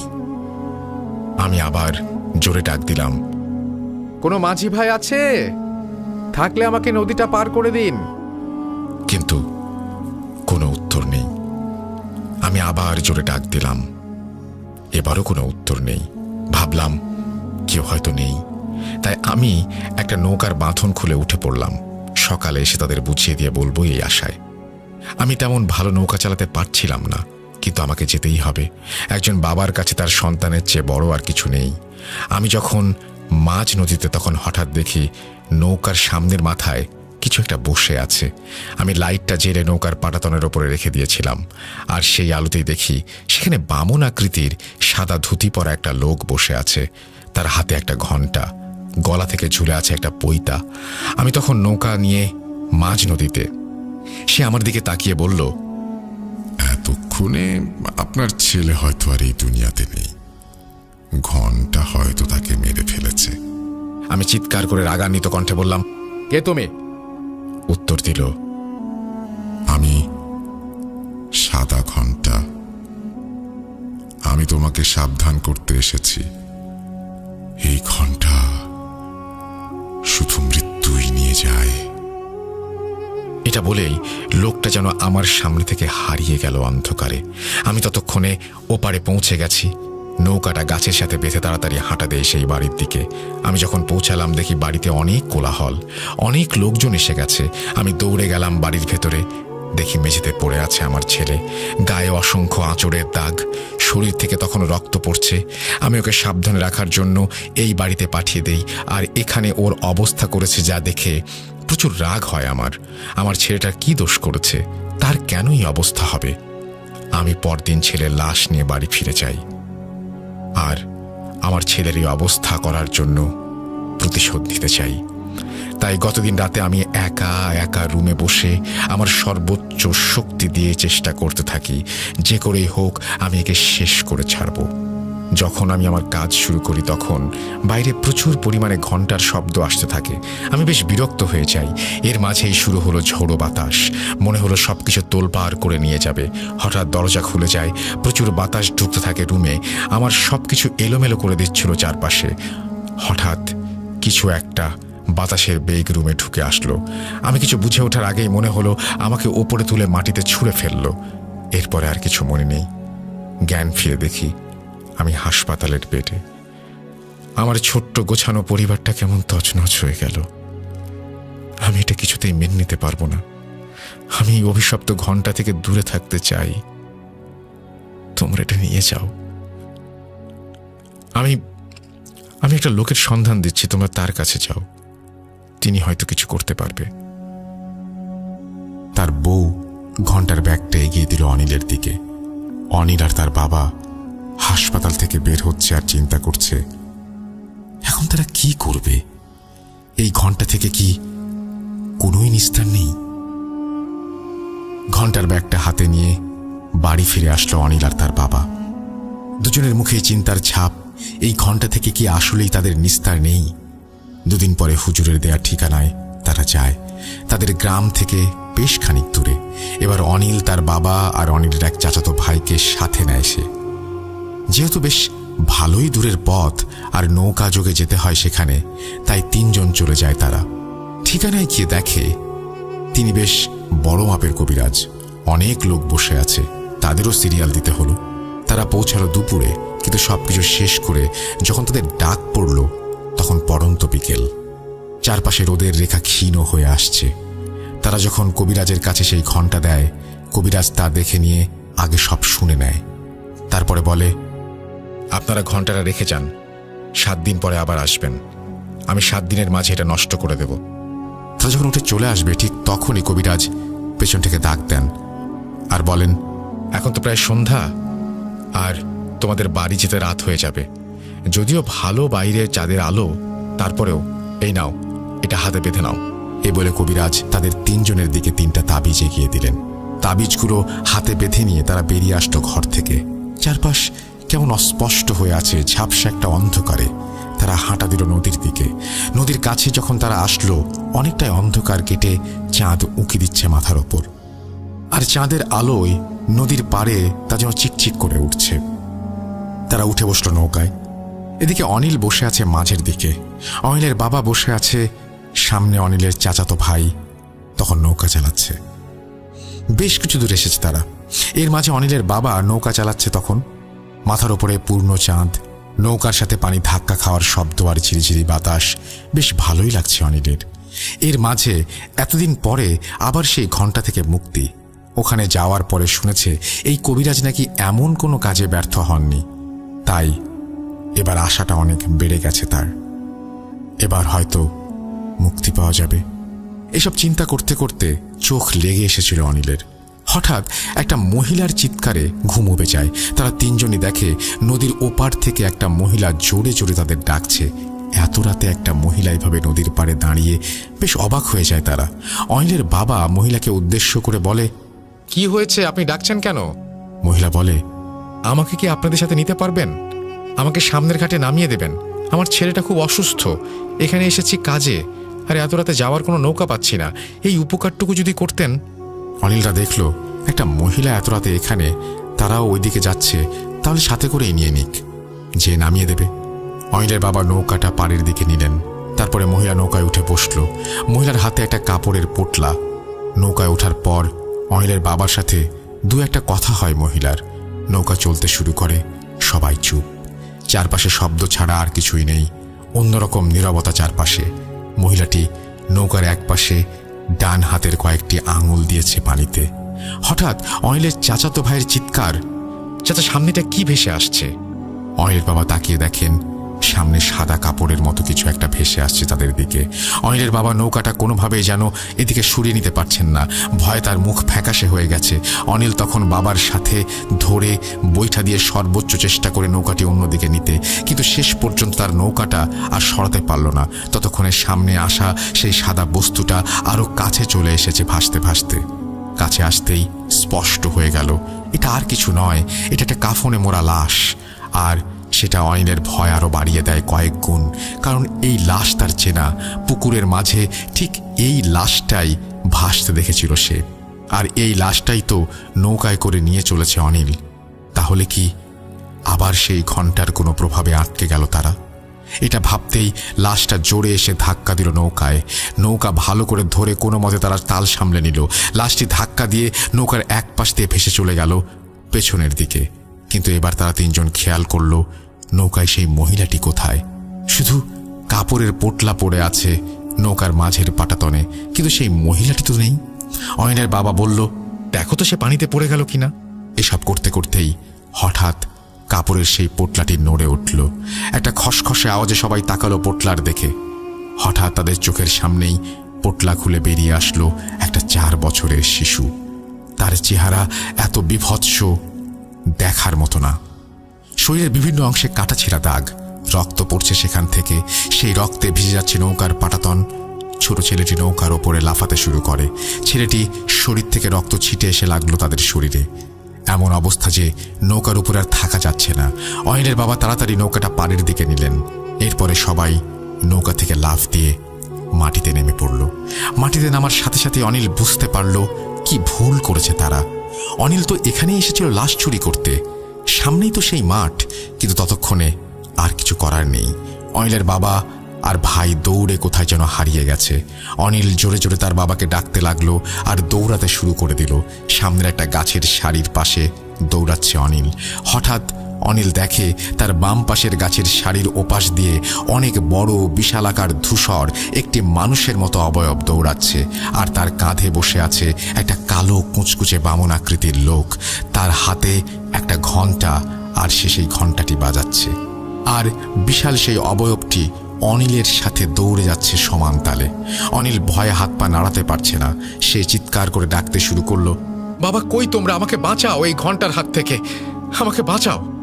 কিন্তু সেই চিৎকার যেন আজ কারো কানেই যাচ্ছে না, কেউ নেই কোথাও। অনিল ভাবতে শুরু করলো, তবে এটা কি শেষ? এভাবে কি তার জীবনের প্রদীপ নিভে যাবে? ঠিক তখনই তার বাবা ডেকে উঠল, কই অনিল, এদিকে আয়। সেই ডাকের উৎস ধরে দৌড়াতে লাগলো অনিল। সামনে সেই চেনা পুকুর, পাশের অবয়বটা আর নেই। অনিল পুকুর পার হতেই দেখল তার ভাই আর বাবা দাঁড়িয়ে আছে আগের সেই জায়গায়, সেই বাড়িটার কাছে। অনিল কাছে যেতেই দেখে হারিকেন হাতে দাঁড়িয়ে আছে সেই বৃদ্ধ আর বৃদ্ধা লোকটি। অনিল যেই তার বাবার হাত ধরে বলল, এ তোমরা কোথায় দাঁড়িয়ে আছো? এরা কেউ তোমাদের সাহায্য করবে না, এরা কেউ মানুষ নয়। অনিলের বাবা অনিলকে ধমক দিয়ে বলে, জলজ্যান্ত মানুষ সামনে দাঁড়িয়ে আছে, তুই বলছিস এরা মানুষ না? কি বকছিস? বৃদ্ধ লোকটি অনিলের বাবার দিকে তাকিয়ে বলে, ও ঠিক বলেছে, অনেক বছর আগে মরে গেছি আমরা। ওই যে পাশের ঘরটা, ওখানে পড়ে আছে আমাদের অর্ধগলিত লাশ। এই ঘন্টা আমাদের বাধ্য করেছে সব করতে। আমরা কেউ তার বিরুদ্ধে কিছু করতে পারবো না, কেউ না। এতগুলো বছর পরে ঘন্টা আবার ফিরে এসেছে। এটা বলেই লোক দুটো যেন তাদের সামনে থেকে একদম হাওয়ায় মিলিয়ে গেল। অনিল বাবা সাহস করে পাশের দিকে এগিয়ে যেতেই একটা মাংস পচা গন্ধ এলো তার নাকে। টেবিলে জ্বলছে একটা হ্যারিকেন, আর মেঝেতে পড়ে আছে দুইটা অর্ধগলিত লাশ। অনিল বাবা তাদের কাছে এসেই দুজনের হাত চেপে ধরে বলল, আর এক মুহূর্ত এখানে না, নৌকায় করে চল। তিনজন হাত ধরে দৌড় দেয় নৌকার দিকে। পেছন থেকে ভেসে আসছে ঘন্টার শব্দ, আর পেছনে তাকানো যাবে না। ভয়ে ভয়ে তিনজন দৌড়ে এসে উঠে পড়ল নৌকায়। জোরে বাড়ির দিকে চালাতে শুরু করে দিল নৌকা। তারা যখন বাড়ির ঘাটে এসে পৌঁছালো, তখন চারপাশে দিনের আলোর আভা ফুটে উঠেছে। পূর্ব দিক থেকে দেখা যাচ্ছে একটা লাল আভা। ক্লান্ত তিনজন তখন নৌকা থেকে নেমে হাঁটা দিল বাড়ির দিকে। বাড়িতে আসার পরে অনিল তার বাবা আর চাচাতো ভাইকে বলল, নৌকা থেকে নেমেই তোমরা কোথায় হারিয়ে গিয়েছিলে? আমি এত খুঁজলাম, ডাকলাম, কোনো সারা শব্দ নেই। আর আমি যখন তোমাদের খুঁজছিলাম, তখন দেখি পাশে একটা বিশাল আকৃতির কেউ দৌড়াচ্ছে, আর কাঁধে বসে আছে কালো কুঁচকুচে একটা বামন। সে সেই তালে তালে ঘন্টা বাজিয়ে যাচ্ছে। তারপরে দেখলাম তোমরা দুজন সেই বাড়ির সামনে। অনিলের বাবা আর চাচাতো ভাইও সেম কথা বলল। তারাও নেমে আশেপাশে কাউকে দেখেনি। তারা দৌড়ানোর সময় দুজনেই পাশের অবয়বটিকে দেখেছে। অনিলের বাবা বলল, আমি এভাবে ভয়ে তোদের ডাকতে ডাকতে সামনে গিয়ে দেখি সেই কুড়ে ঘর, সেখানে দাঁড়িয়ে গেছি। এরপরে অনিলের চাচাতো ভাই বলে, আমিও সেই ঘর আর চাচা দাঁড়িয়ে আছে দেখে দাঁড়িয়ে গেছি। তিনজনেই বুঝতে পারল তারা একই জিনিস দেখে একইভাবে দাঁড়িয়ে গেছে। কিন্তু এর অর্থ কি? কেনই বা তারা দৌড়ানোর সময় তাদের আর কাউকে পাশে দেখতে পায়নি, আর ওই দিকেই কেন তাদের নিয়ে যাওয়া হলো, এটা তারা কিছুই জানে না। এর ব্যাখ্যাও তাদের কাছে নেই। এর প্রায় 5 দিন আর কোনো সমস্যা নেই, সবকিছু স্বাভাবিক। তারা সবাই এবার স্বস্তির নিঃশ্বাস ফেলছে। যাক, অবশেষে এর সমাধান হলো। হঠাৎ 6 দিনের মাথায় এক লোক এসে উপস্থিত হলো তাদের বাড়িতে। তারা যে কবিরাজকে ঘন্টা দিয়ে এসেছিল, সেই কবিরাজের কাছ থেকে এসেছে লোকটি। সে জানালো, কবিরাজ রাতে তার নিজের মতো করে এই ঘন্টা নষ্ট করার জন্য লেগে পড়ে। আমরাও 4 জন ছিলাম তার সাথে। তিনি প্রথম 2 দিন কিছুই করতে পারেননি, কারণ কোনোভাবেই কোনো এক কারণে তার সাথে থাকা জিনদের তিনি হাজির করতে পারছিলেন না। এমন কিছু এর আগে কখনোই হয়নি তার সাথে। এরপরে গত রাতে তিনি একজনকে হাজির করেন। আমরা 3 জন ছিলাম তার সাথে। হঠাৎ বাইরে প্রচুর বাতাস শুরু হয়ে যায়, চারপাশ থেকে ঘন্টার শব্দ। তিনি ঘর থেকে বের হন, আমরাও সাথে সাথে বের হয়ে আসি। আমরা দেখি আমাদের বাড়ির চারপাশে ঘিরে ছুটে চলেছে বিশাল একটা কালো অবয়ব, আর তার কাঁধে কালো কুঁচকুঁচে ছোট একটা লোক। সে বিরামহীনভাবে ঘন্টা বাজিয়ে চলেছে। তিনি আমাদের রুমে যেতে বললেন, আর নিজে তাড়া করলেন সেই অবয়বকে। এরপরে 10 মিনিট হয়ে যায়, বাইরে আর কোনো শব্দ নেই। এত নিস্তব্ধতা, যেন কোনো কিছুই নেই এখানে। আমরা বাইরে বের হয়ে দেখি কেউ নেই, আর অবয়বটিও নেই। আমরা লাইট নিয়ে সবাই বাইরে বের হয়ে পড়ি তাকে খুঁজতে। অনেকক্ষণ এদিক ওদিক খোঁজার পরে আমরা তাকে মাঠের মাঝে একটা জমিতে পড়ে থাকতে দেখি। আমরা যখন তার কাছে যাই, তার পুরো শরীর কাঁদাতে মেখে আছে। মনে হয় কারোর সাথে ধস্তাধস্তি হয়েছে। তার শরীরে উঠে দাঁড়াবার শক্তি নেই। এই কাজ তিনি করতে পারবেন না, তাই ঘণ্টাটি পাঠিয়ে দিয়েছেন। বলেই লোকটি অনিলের দিকে সেই ব্যাগটি বাড়িয়ে দিল আর বলল, আপনারা দেখেন এটা কিছু করতে পারেন কিনা। লোকটি চলে গেল। অনিল তাকিয়ে আছে ব্যাগটির দিকে। মৃত্যু ছাড়া কি তবে কোনোভাবেই নিস্তার নেই ঘন্টা থেকে? আবার সেই আগের সমস্যাগুলো নিয়েই দিন কাটাতে শুরু করলো তারা। তবে এবার নতুন করে সেই ঘটনাগুলোর সাথে যুক্ত হয়েছে সেই অবয়ব আর কালো বামনটা। বাড়ির চারপাশে তাদের ঘুরে ঘুরে ঘন্টা বাজানোর শব্দ পাওয়া যায়। এর কয়েকদিন পরে অনিলের এক আত্মীয় আসে তাদের বাড়িতে। সে সবটা শুনে অনিল আর তার বাবাকে জানায় সে একটা লোককে চেনে। তাদের বাড়ির পাশে একটা শ্মশানে থাকে এক কাপালিক, আর এই কাপালিক প্রায় অনেক দিন ধরে আছে। কারো সাথে কথা বলে না, যোগাযোগ করে না। সে হয়তো পারবে এই সমস্যার সমাধান করতে। পরদিন তারা সেই ঘণ্টা নিয়ে চলে যায় সেই কাপালিকের কাছে। কাপালিক ঘণ্টাটি দেখেই আঁতকে উঠে ভয়ে বলতে থাকে, এটা এখনই নিয়ে যান এখান থেকে। এটা নিয়ে আমার কাছে এসো না, আমি এটার কিছু করতে পারবো না। এটার কিছু করতে যাওয়া মানেই হলো নিজের মৃত্যু ডেকে আনা। তাড়াতাড়ি যাও, যাও এখান থেকে, বিদায় হও তোমরা। অনিল আর তার বাবা প্রায় কাঁদো কাঁদো গলায় কাপালিকের কাছে বসে পড়ে, বলে একটা সমাধান দেন, আমরা তো আর পারছি না এই ঘন্টা নিয়ে, আমাদের জীবন শেষ হতে চলেছে। কাপালিক সব শুনে বলল, আমি এটার কিছুই করতে পারবো না, তবে আমি ভারতে ছিলাম, ওখানে 7 জন ভাই আছে, আমি তাদের কাছে থেকেছি, তারা এটার কিছু করতে পারবে হয়তো। আমি ঠিকানা দিচ্ছি তোমাদের, তাদের সাথে কথা বলো, এর সমাধান দেবে। আর এই ঘন্টা নিয়ে তোমরা কখনো আমার কাছে এসো না। তারা কাপালিকের কাছ থেকে সেই ঠিকানা নিয়ে বাসায় চলে আসে। কাপালিক যে ঠিকানা দিয়েছে সেটা ভারতের পাঞ্জাব প্রদেশের একটি গ্রামের ঠিকানা। অনিলদের ভারতে আত্মীয় থাকার সুবাদে তারা সেখানে যোগাযোগ করে আর সেই 7 ভাইকে সবকিছু খুলে বলে। তারা জানায় তারা আসবে এই সমস্যার সমাধান করতে। এর কিছুদিন পরে তারা অনিলের বাড়িতে আসে। তারা ঘন্টাটা দেখে বলে, আজ রাতে এটার ব্যবস্থা করব আমরা। তারপরে তারা রাতে এই কাজ করতে কি কি লাগবে সেটা অনিলকে জানায়। অনিল সেই অনুযায়ী সবকিছুর ব্যবস্থা করে দেয়। আর তারা জানায় বাড়ির কেউ যেন রাতে কাজের সময় বাইরে বের না হয়, এমনকি বাইরে যাতে না তাকায়।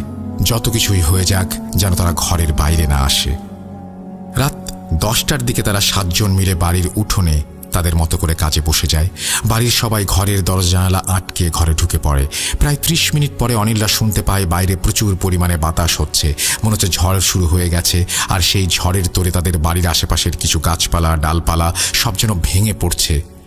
প্রায় 1 ঘন্টা ধরে চলে এই তাণ্ডব। তারপরে চারপাশ একদম নিস্তব্ধ। বাইরে থেকে এসে ডাক দিয়ে একজন বলে, সবাই বাইরে আসেন ঘর থেকে। সবাই বাইরে বের হয়ে আসলে তারা বলে, আর কোনো ভয় নেই, সব সমস্যা শেষ হয়ে গেছে।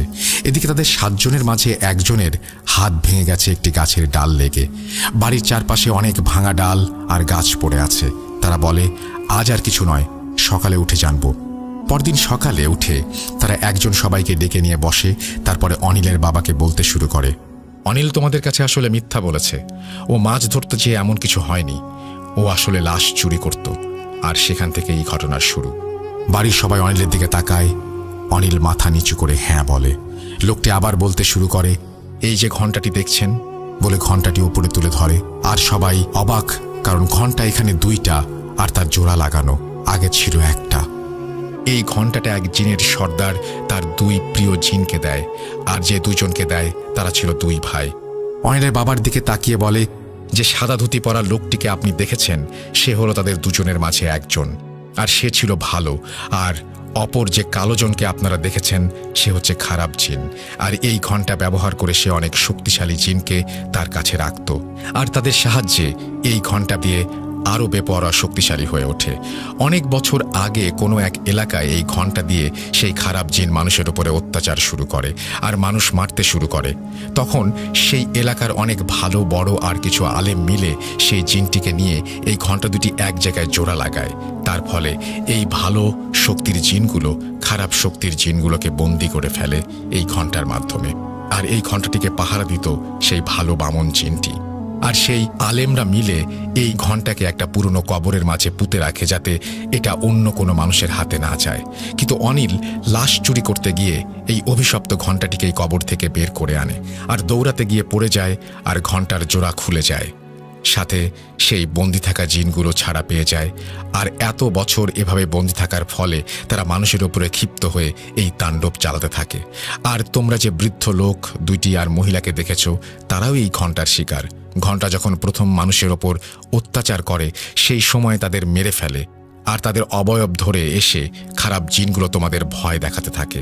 সেদিন হয়তো তাবিজগুলো হাতে বাঁধা না থাকলে তোমাদের নদীর মাঝে মেরে ফেলতো তারা। আমরা যখন কাজে বসি তখন সেই ভালো জিনটি আসে আমাদের সামনে। সেই বামন আমাদের জানায় ঘন্টার অন্য পার্টটা সেই কবরস্থানে জঙ্গলের মাঝে পড়ে আছে, আর এই সব কথা আমাদের জানায়। তার সাহায্যে আমরা সেই পার্টটা নিয়ে আসি, আবার জোড়া লাগিয়ে খারাপ জিনগুলোকে বন্দি করে ফেলি। আর কোনো সমস্যা নেই, এই ঘন্টাকে নিয়ে যাচ্ছি আমাদের সাথে করে। আমরা এটাকে গিয়ে নষ্ট করে ফেলব, আর এর সাথে থাকা সকল খারাপ শক্তির কার্যকারিতা নষ্ট করে দেব। এরপরে তারা চলে যায়। এরপরে অনেকগুলো বছর কেটে যায়, আর কোনো সমস্যা হয়নি। অনিল তার সেই লাশ চুরির পেশা ছেড়ে দেয় চিরতরে। অনিল অনেক দিন পরে সেই মাঠে যায়, যেখানে সে লাশ চুরি করতে যে পুকুর আর কুঁড়ে ঘর দেখেছিল। কিন্তু অবাক করা ব্যাপার, পুরো দিনের আলোতে সে কোনো পুকুর বা কুঁড়ে ঘরের চিহ্ন পর্যন্ত দেখেনি। তবে অনিল এই ঘটনার পর থেকে শুকাতে শুরু করে আর এখনও কিছুটা শারীরিকভাবে অসুস্থ। যদিও ঘণ্টার আর কোনো সমস্যা নেই, তবে অনিলকে একটা ভয় এখনও তাড়িয়ে বেড়ায়। যদি ঘণ্টা আবার ফিরে আসে কোনোভাবে বা কোনো কারণে, তাহলে কি আবার তার জীবন এমন দুর্বিষহ হয়ে উঠবে? মৃত্যুই কি তবে আবার শেষ করে দেবে সেই ঘণ্টার যন্ত্রণার অবসান? অনিল এখনও রাতে ভালো করে ঘুমাতে পারে না। মনে হয় এই বুঝি ঘণ্টা ফিরে আসলো আবার মৃত্যু নিয়ে। এই ছিল ঘণ্টার ঘটনা। চমৎকার একটা ঘটনা। আমি মনে হয় এরকম ঘটনা আমার জীবনে খুব কম পেয়েছি। Thank you very much Tanvir, Tushar. আপনাদের জীবনে যদি এরকম ঘটনা থাকে পাঠিয়ে দিন আমাকে। আমার ইমেল অ্যাড্রেস হচ্ছে russell.booth.com@gmail.com। আপনাদের ঘটনার অপেক্ষায় থাকলাম। আশা করছি আপনারা ঘটনা পাঠাবেন। আল্লাহ হাফেজ। আমরা চলে যাচ্ছি আমাদের পরবর্তী ঘটনায়।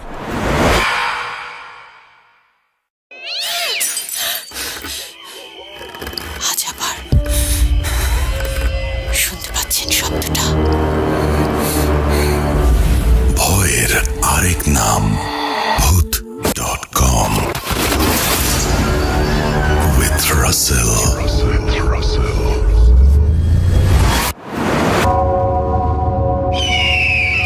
ঘন্টা 1 আর 2 শোনার পর যাদের 3 শুনতে ইচ্ছে করছে, মানে এই গতকাল রাতের এপিসোডটা যারা মিস করেছেন, তাদেরও একদম কষ্ট করতে হবে না। 3টি ঘটনায় একসাথে শুনুন ঘন্টা 3।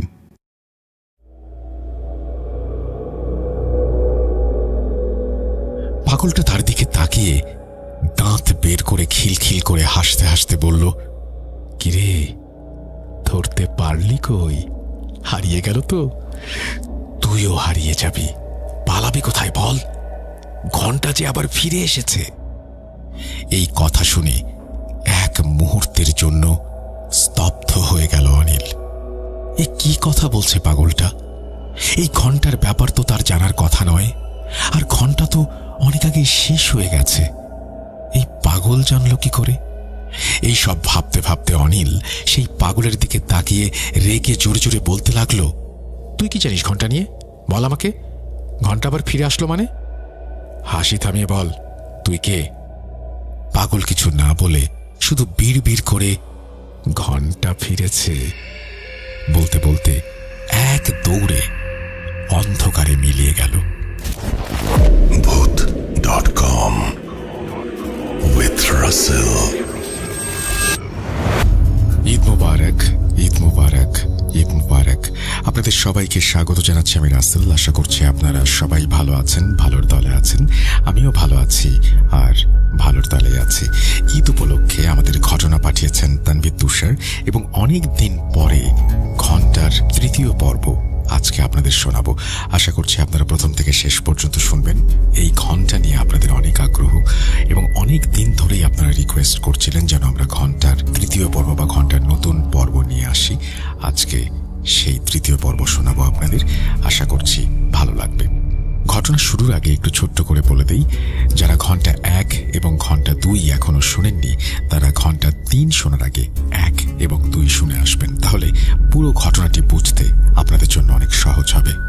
চলুন শুরু করা যাক। যেভাবে লেখা আছে আমি সেভাবেই পড়ে শোনাচ্ছি। আপনাদের কি মনে আছে, ঘন্টা ফিরে এসেছে ঘটনার শেষে আমি একটা কথা উল্লেখ করেছিলাম, যদি ঘন্টা আবার ফিরে আসে কোনোভাবে, তাহলে কি আবার অনিলের জীবন দুর্বিষহ হয়ে উঠবে? সেই ঘন্টা কিন্তু আসলেই আবার ফিরেছে, তবে এবার হয়তো একটু অন্য রকম কিছু নিয়ে। আসসালামু আলাইকুম রাসেল ভাই ও প্রিয় লিসেনার্স, সবাইকে ঈদের অনেক ভালোবাসা আর শুভেচ্ছা। আমি তানভীর, তুষার, booth.com এর মডারেটর ও অফিসিয়াল স্টোরি টেলার। এই ঘটনাটি আমাকে সংগ্রহ করে পাঠিয়েছেন সৌমিক দাস। কথা না বাড়িয়ে চলুন মূল ঘটনায় যাওয়া যাক। এর আগে আমি আপনাদের বলেছিলাম, এই ঘটনার পরে অনিল একেবারে তার লাশ চুরির পেশা থেকে অবসরে চলে যায়। অনিল অবসরে যায় ঠিকই, কিন্তু এই পেশার লোভ তাকে বেশি দিন থামিয়ে রাখতে পারেনি। যেহেতু ঘন্টার প্রভাব তার জীবন থেকে একেবারে কেটে গিয়েছে, গিয়েছিল এবং আরও কোনো সমস্যা তার ছিল না, তাই সে সিদ্ধান্ত নিল আবার ফিরবে এই পেশায়। তবে এবার একটু অন্যভাবে। এবার লাশ চুরির বদলে অনিল সিদ্ধান্ত নেয় সে কবর থেকে কঙ্কাল চুরি করবে। অনেক দিনের লাশ কবরে পৌঁছে কঙ্কাল হয়ে যায়, আর তখনই অনিল তার এক সহযোগী সহ সেই লাশের কঙ্কাল তুলতে যায় রাতের আঁধারে। তারা 2023 সালের দিকে শুরু করে আবার এই কাজ। সবকিছু ঠিকঠাক চলছিল। প্রায় 3টি কঙ্কাল ঠিক মতো তুলে সেগুলো বিক্রিও করে ফেলে অনিল। কিন্তু এর কিছুদিন পরেই তার মনের মাঝে কেমন একটা অস্বস্তি কাজ করতে থাকে। মনে হতে থাকে আবার কিছু একটা ঘটবে, কিন্তু কি এমন ঘটতে পারে সেটা বুঝে উঠতে পারছিল না অনিল।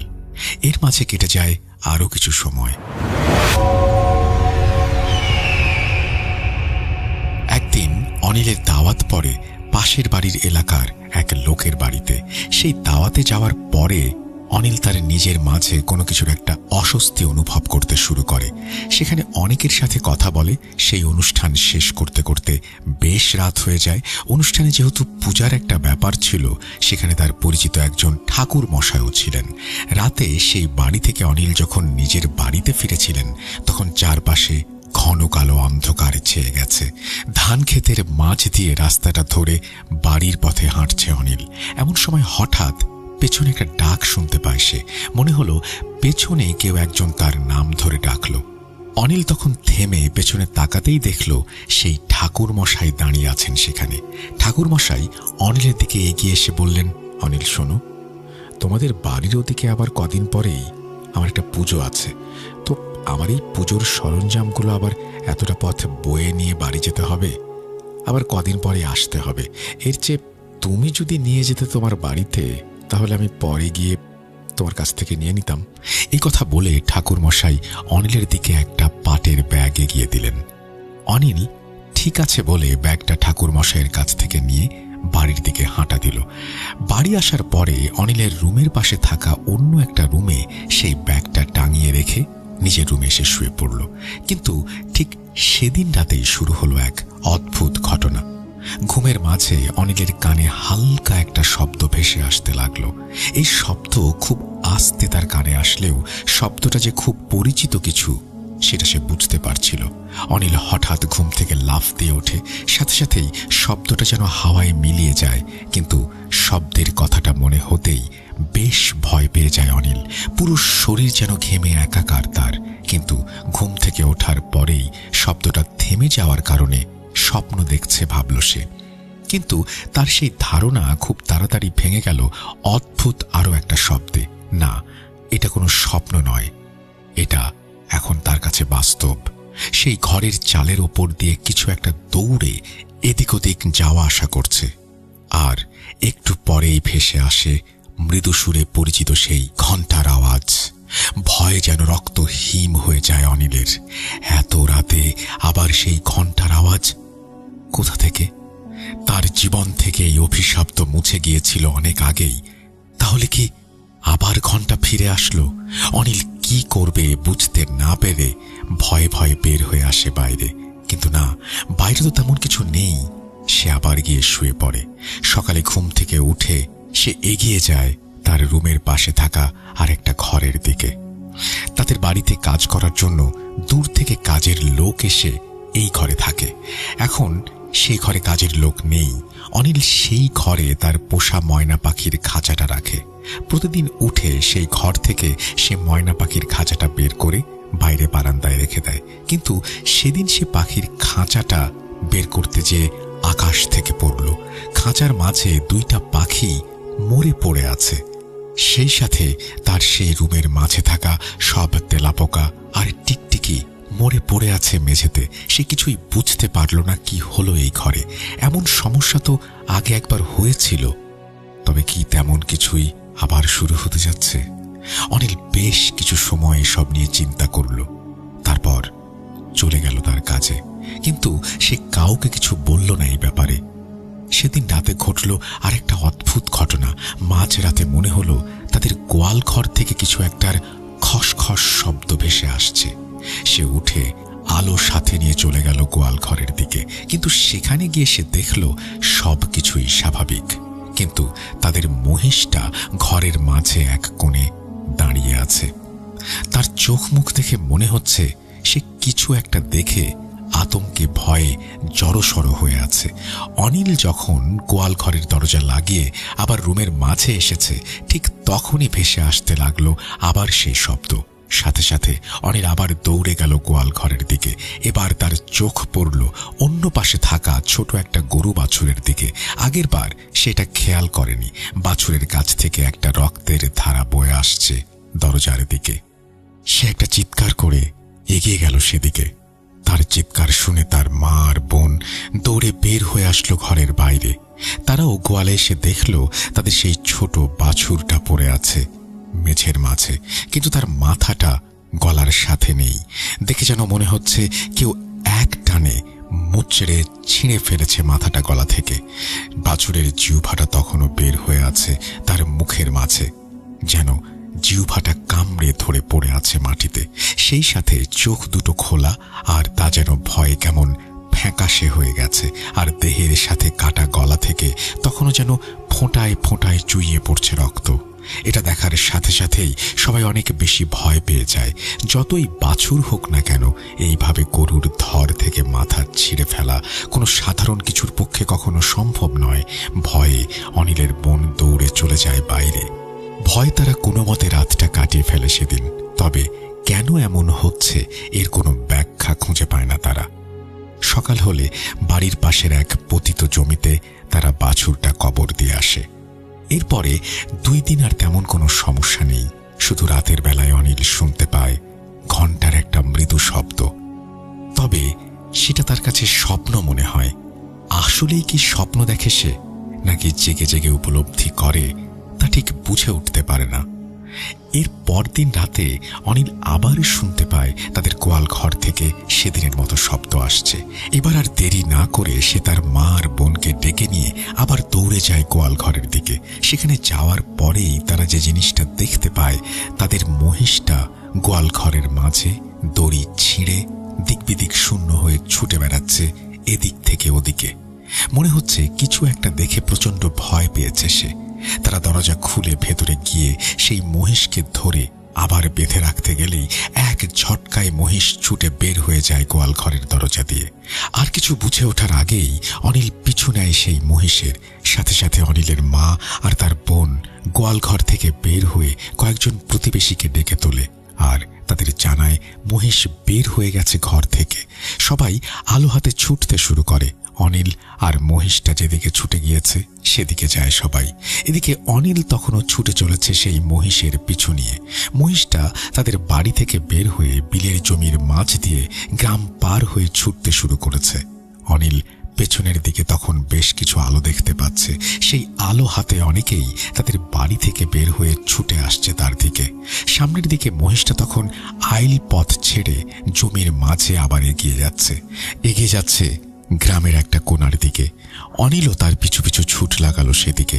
মহিষটা যেদিকে দৌড়ে যাচ্ছে সেদিকটা গ্রামের শেষ মাথা, আর সেদিকে গ্রামের বাড়িগুলো পার করে বিশাল একটা পুকুর আছে। সেই পুকুর ঘিরেও গ্রামের মানুষের মুখে মুখে রয়েছে বিস্তর সব রহস্য।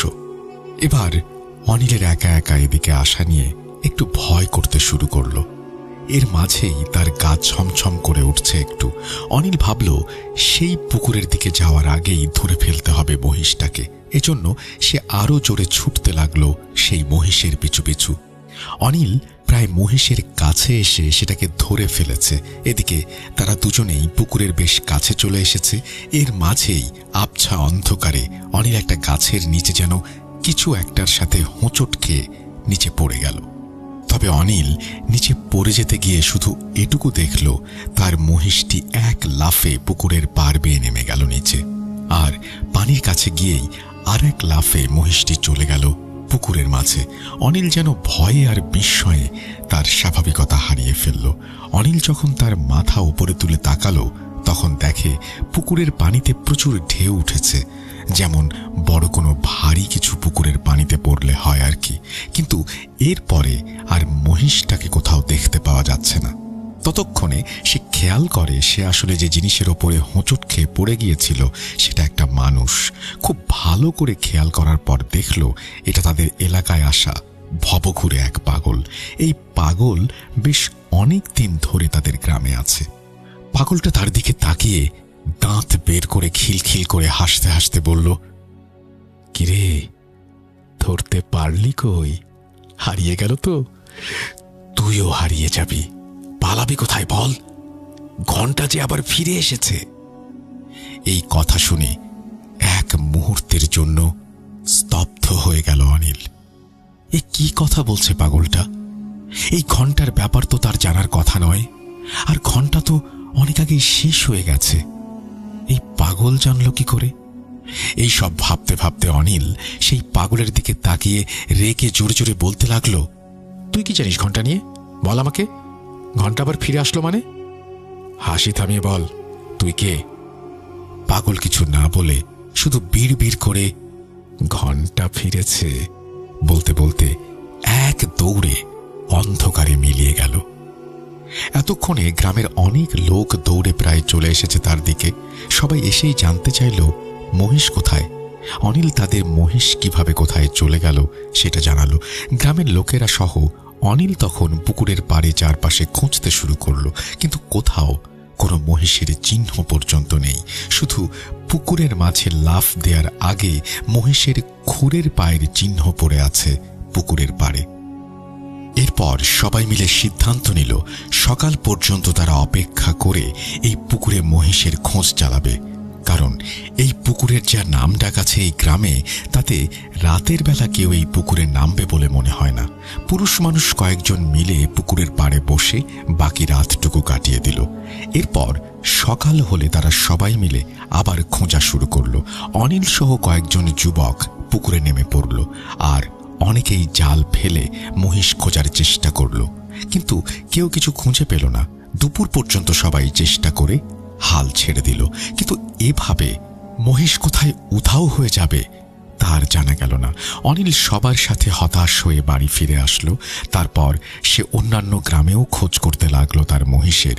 সে ভাবল হয়তো রাতে মহিষ ভয়ে পুকুরে পড়ে গিয়েছিল, এরপরে সেটি সাঁতরিয়ে অপর পাড় দিয়ে উঠে আবার কোথাও চলে গেছে। যদিও অন্য কোনো পাড়ে আর মহিষের পায়ের খুরের কোনো চিহ্ন পর্যন্ত ছিল না। সব দিকের নানা চিন্তায় ভেঙে পড়ল অনিল। রাতের জেগে থাকা আর সারাদিনের ক্লান্তিতে কখন যেন ঘুম এসেছিল দুপুরের সময় তা মনে নেই তার। তবে ঘুম ভেঙে গেল একটা চিৎকার চেঁচামেচিতে। অনিল যখন ঘুম থেকে উঠল তখন চারিদিকে সন্ধ্যার আবছা অন্ধকার ঘনিয়ে এসেছে। সে এক দৌড়ে বাড়ির বাইরে চলে আসলো। বাড়ির বাইরে এসে দেখে তার বোন এক হাত ধরে উঠোনের মাঝে বসে কান্না করছে, আর তার মা তার বোনের হাতে জগ দিয়ে পানি ঢালছে। অনিল কাছে গিয়ে জানতে চাইল কি হয়েছে। তার বোন ব্যথায় কাঁতরাতে কাঁতরাতে জানালো সে রাতের জন্য মাটির চুলার পাশে বসে ভাত রান্না করছিল। ভাত রান্না হয়ে যাওয়ার পরে সে ভাতের মাড় ফেলার জন্য পাতিলটা চুলা থেকে নামায়। এরপরে নির্দিষ্ট নিয়মে পাতিল থেকে মাড় ফেলার জন্য পাতিল একদিকে বাঁকা করতেই পেছন থেকে কিছু একটা তাকে হঠাৎ ধাক্কা দেয়, আর সেই ধাক্কা দেওয়ার সাথে সাথেই ভাতের মাড়গুলো ছিটকে এসে পড়ে তার ডান হাতে। কনুয়ের নিচ থেকে কবজি পর্যন্ত হাতে ভাতের মাড় পড়তেই সে চিৎকার করে ওঠে। এরপরে পানি দেওয়া থামিয়ে হাতের দিকে সবাই তাকালে দেখতে পায় বেশ বাজেভাবে পুড়ে গেছে হাত। হাতের চামড়াগুলো উঠে ছিলে গেছে বিভিন্ন জায়গায়, সেই সাথে কিছু জায়গায় বেশ বড় বড় ফোসকা পড়েছে। অনিল আর দেরি করল না, তার মা আর বোনকে নিয়ে তাড়াতাড়ি হাসপাতালের উদ্দেশ্যে বাড়ি থেকে বের হয়ে যায়। হাসপাতালটা ছিল তাদের বাড়ি থেকে বেশ খানিকটা দূরে। সেখানে পৌঁছাতে বেশ অনেকটা রাত হয়ে গেল তাদের। রাতে ডাক্তার দেখিয়ে অনেক দেরি হয়ে যাওয়াতে অনিল সিদ্ধান্ত নেয় তার মা আর বোনকে সেখানে এক আত্মীয়র বাড়িতে রেখে সে একা বাড়ি চলে আসবে। সেই কথা মতো তার মা আর বোনকে সেখানে এক আত্মীয়র বাসায় রেখে সে একা তার বাড়ির উদ্দেশ্যে রওনা দেয়। হাসপাতালে যাওয়ার সময় তাড়াহুড়ো করে তার লাইট নিয়ে যাওয়া হয়নি। তবে সেদিন জ্যোৎস্না রাত হওয়ায় অনিল বেশি কিছু না ভেবে তার সেই আত্মীয়র বাড়িতে খেয়ে বের হয়ে আসে। সেখান থেকে সে যানবাহনে করে এসে একটা বাজারে নেমে যায়। এরপরে হেঁটে আসতে হবে অনেকটা পথ। রাতে বাইরে হালকা মৃদু বাতাস হচ্ছে, চারপাশ থেকে ঝিঝি পোকা ডাকছে, গায়ে একটা শিরশিরে বাতাস এসে লাগছে। সে হাঁটছে। হঠাৎ তার কেমন যেন একটু ভয় ভয় করতে লাগলো, কিন্তু সেই ভয়ের কারণটা সে তখনও বুঝতে পারছে না। এভাবে কিছু সময় জ্যোৎস্নার আলোতে হাঁটার পর সে যখন সেই পুকুরের অনেকটা কাছে চলে আসলো, তখন দূর থেকে খেয়াল করলো একটা ছোট্ট কিছু দেখা যাচ্ছে তার সামনে। আবছা আলো আঁধারির জন্য ভালো করে বোঝা যাচ্ছে না। অনিল যখন আরো কিছুটা পথ সামনে চলে আসলো, তখন সে হঠাৎ চমকে উঠল, কারণ সামনের সেই জিনিসটা এখন বেশ স্পষ্ট তার কাছে। দূর থেকে আবছা যেটা দেখেছিল, কাছে আসতেই দেখল সেটা একটা ছোট বাচ্চা। এত রাতে এখানে বাচ্চা দেখে ভয় আর অবাক দুটোই হলো সে। বাচ্চাটা এগিয়ে আসলো অনিলের দিকে, তারপর কান্না করতে করতে বলল, ওরা আমাকে খেতে দিচ্ছে না, দেখেন না, ওরা আমাকে খেতে দিচ্ছে না, ওদের কিছু বলেন তো। অনিল এই কথার অর্থ বুঝতে পারল না। সে বাচ্চাটিকে বলল, তুমি কে, আর এত রাতে এখানে কেন, আর কারা তোমাকে কি খেতে দিচ্ছে না? বাচ্চাটা তার কথার কোনো গুরুত্ব না দিয়ে অনিলের হাত ধরে টানতে লাগলো আর বলল, ওরা আমাকে খেতে দিচ্ছে না, ওদের কিছু বলে দেন তো।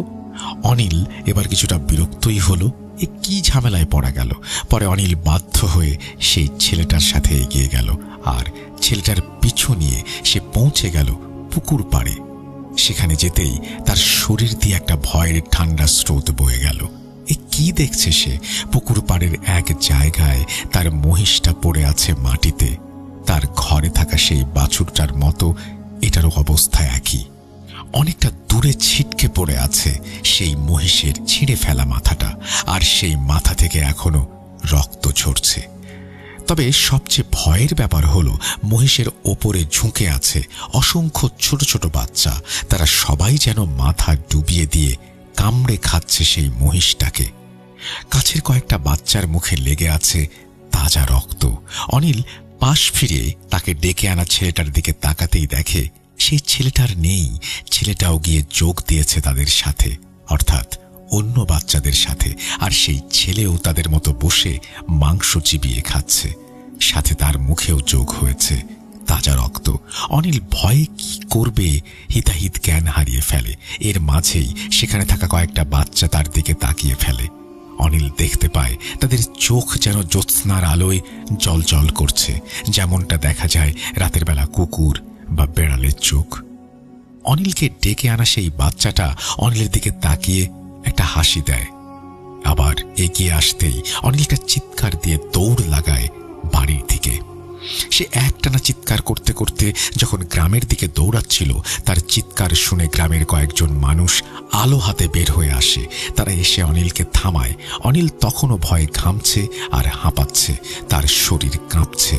সে কাঁপা কাঁপা কণ্ঠে শুধু এক গ্লাস পানি চায়।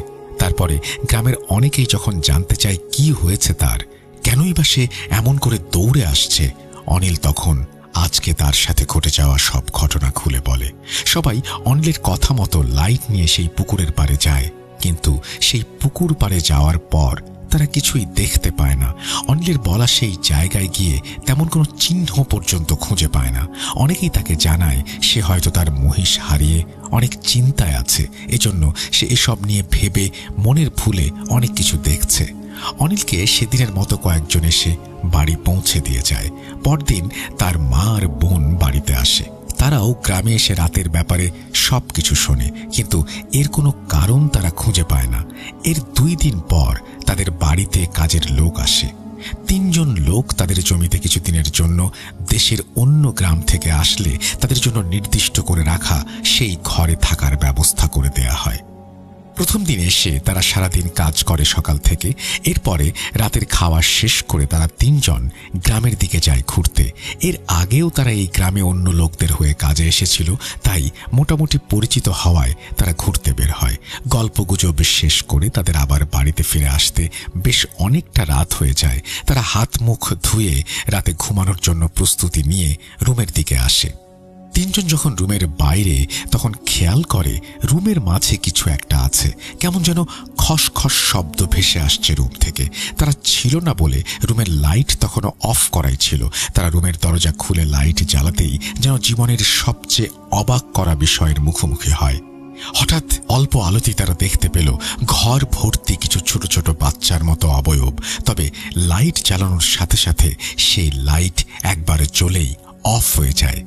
এইটুকু সময়ের মাঝে এটা দেখে তারা হঠাৎ আলো জ্বলে নিভে যাওয়ার জন্য চোখের ভুল মনে করে। কিন্তু তারা যখন অন্ধকার ঘরে এই রুমের মাঝে এগিয়ে যায় বিছানায় থাকা তাদের লাইটটার দিকে, তখন মনে হয় পায়ের নিচে একটা কিছু আছে। তাদের মাঝে একজন উবু হয়ে হাত দিয়ে সেটা কি বোঝার চেষ্টা করে। সে হাতে ঠান্ডা একটা কিছু অনুভব করে, আর তার পাশে থাকা একজন বিছানার ওপর থেকে লাইটটা জ্বালাতেই আবার এক মুহূর্তের মাঝে তারা দেখতে পায় ঘর ভর্তি অনেকগুলো ছোট ছোট বাচ্চার কাটা হাত পায়ের ওপরে তারা দাঁড়িয়ে আছে। আর সেই এক মুহূর্তের মাঝেই লাইটটি আবার নিভে যায়। তারা সবাই চিৎকার দিয়ে এক দৌড়ে রুমের বাইরে চলে আসে। তাদের চিৎকার শুনে অনিল সহ বাড়ির আশেপাশের অনেকেই উঠে আসে।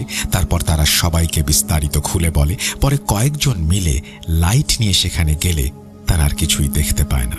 সব কিছুই তখন একদম স্বাভাবিক ছিল। পরে রুমে থাকা বাল্বটা তারা ভালোভাবে দেখে, বুঝতে পারে সেটা ফিউজ হয়ে গেছে। সব কিছু স্বাভাবিক থাকলেও সেই লোকগুলো আর ঘরে থাকতে চায় না। পরে তাদের পাশের বাড়িতে এক ঘরে থাকতে দেয়া হয়। সেদিন রাতে অনিল একটা স্বপ্ন দেখে।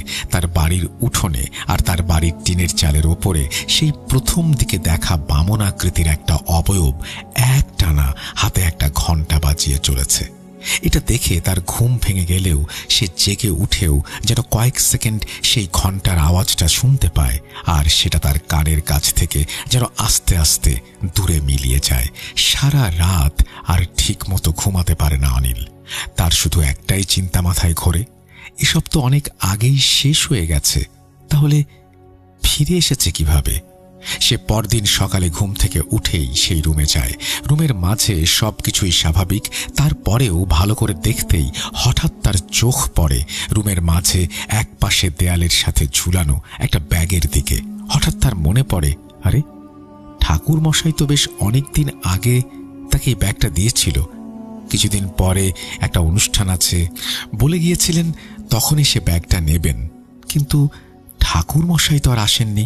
আর এত সব কাজের মাঝে সে নিজেও অনেকটা ব্যস্ত হয়ে গিয়েছিল দেখে মনেও নেই কিছু। তারপরে অনিল ভাবল, কি এমন আছে এই ব্যাগে যে ঠাকুর মশাইয়ের এতদিনেও এটার দরকার হয়নি? কেনই বা তিনি আর ব্যাগের কোনো খোঁজ করেননি, নিতেও আসেননি? অনিল তখন কৌতূহলী হয়ে ব্যাগটা হাতে নেয়। সে চিন্তা করে ঠাকুর মশাইয়ের বাড়িতে গিয়ে ব্যাগটা দিয়ে আসবে। কিন্তু ব্যাগটা হাতে নিয়ে সেটা খুলে ভেতরে তাকাতেই আকাশ থেকে পড়ে সে। ব্যাগের মাঝে যেটা আছে তা দেখে ভয়ে যেন মুখ ফ্যাকাশে হয়ে যায় তার।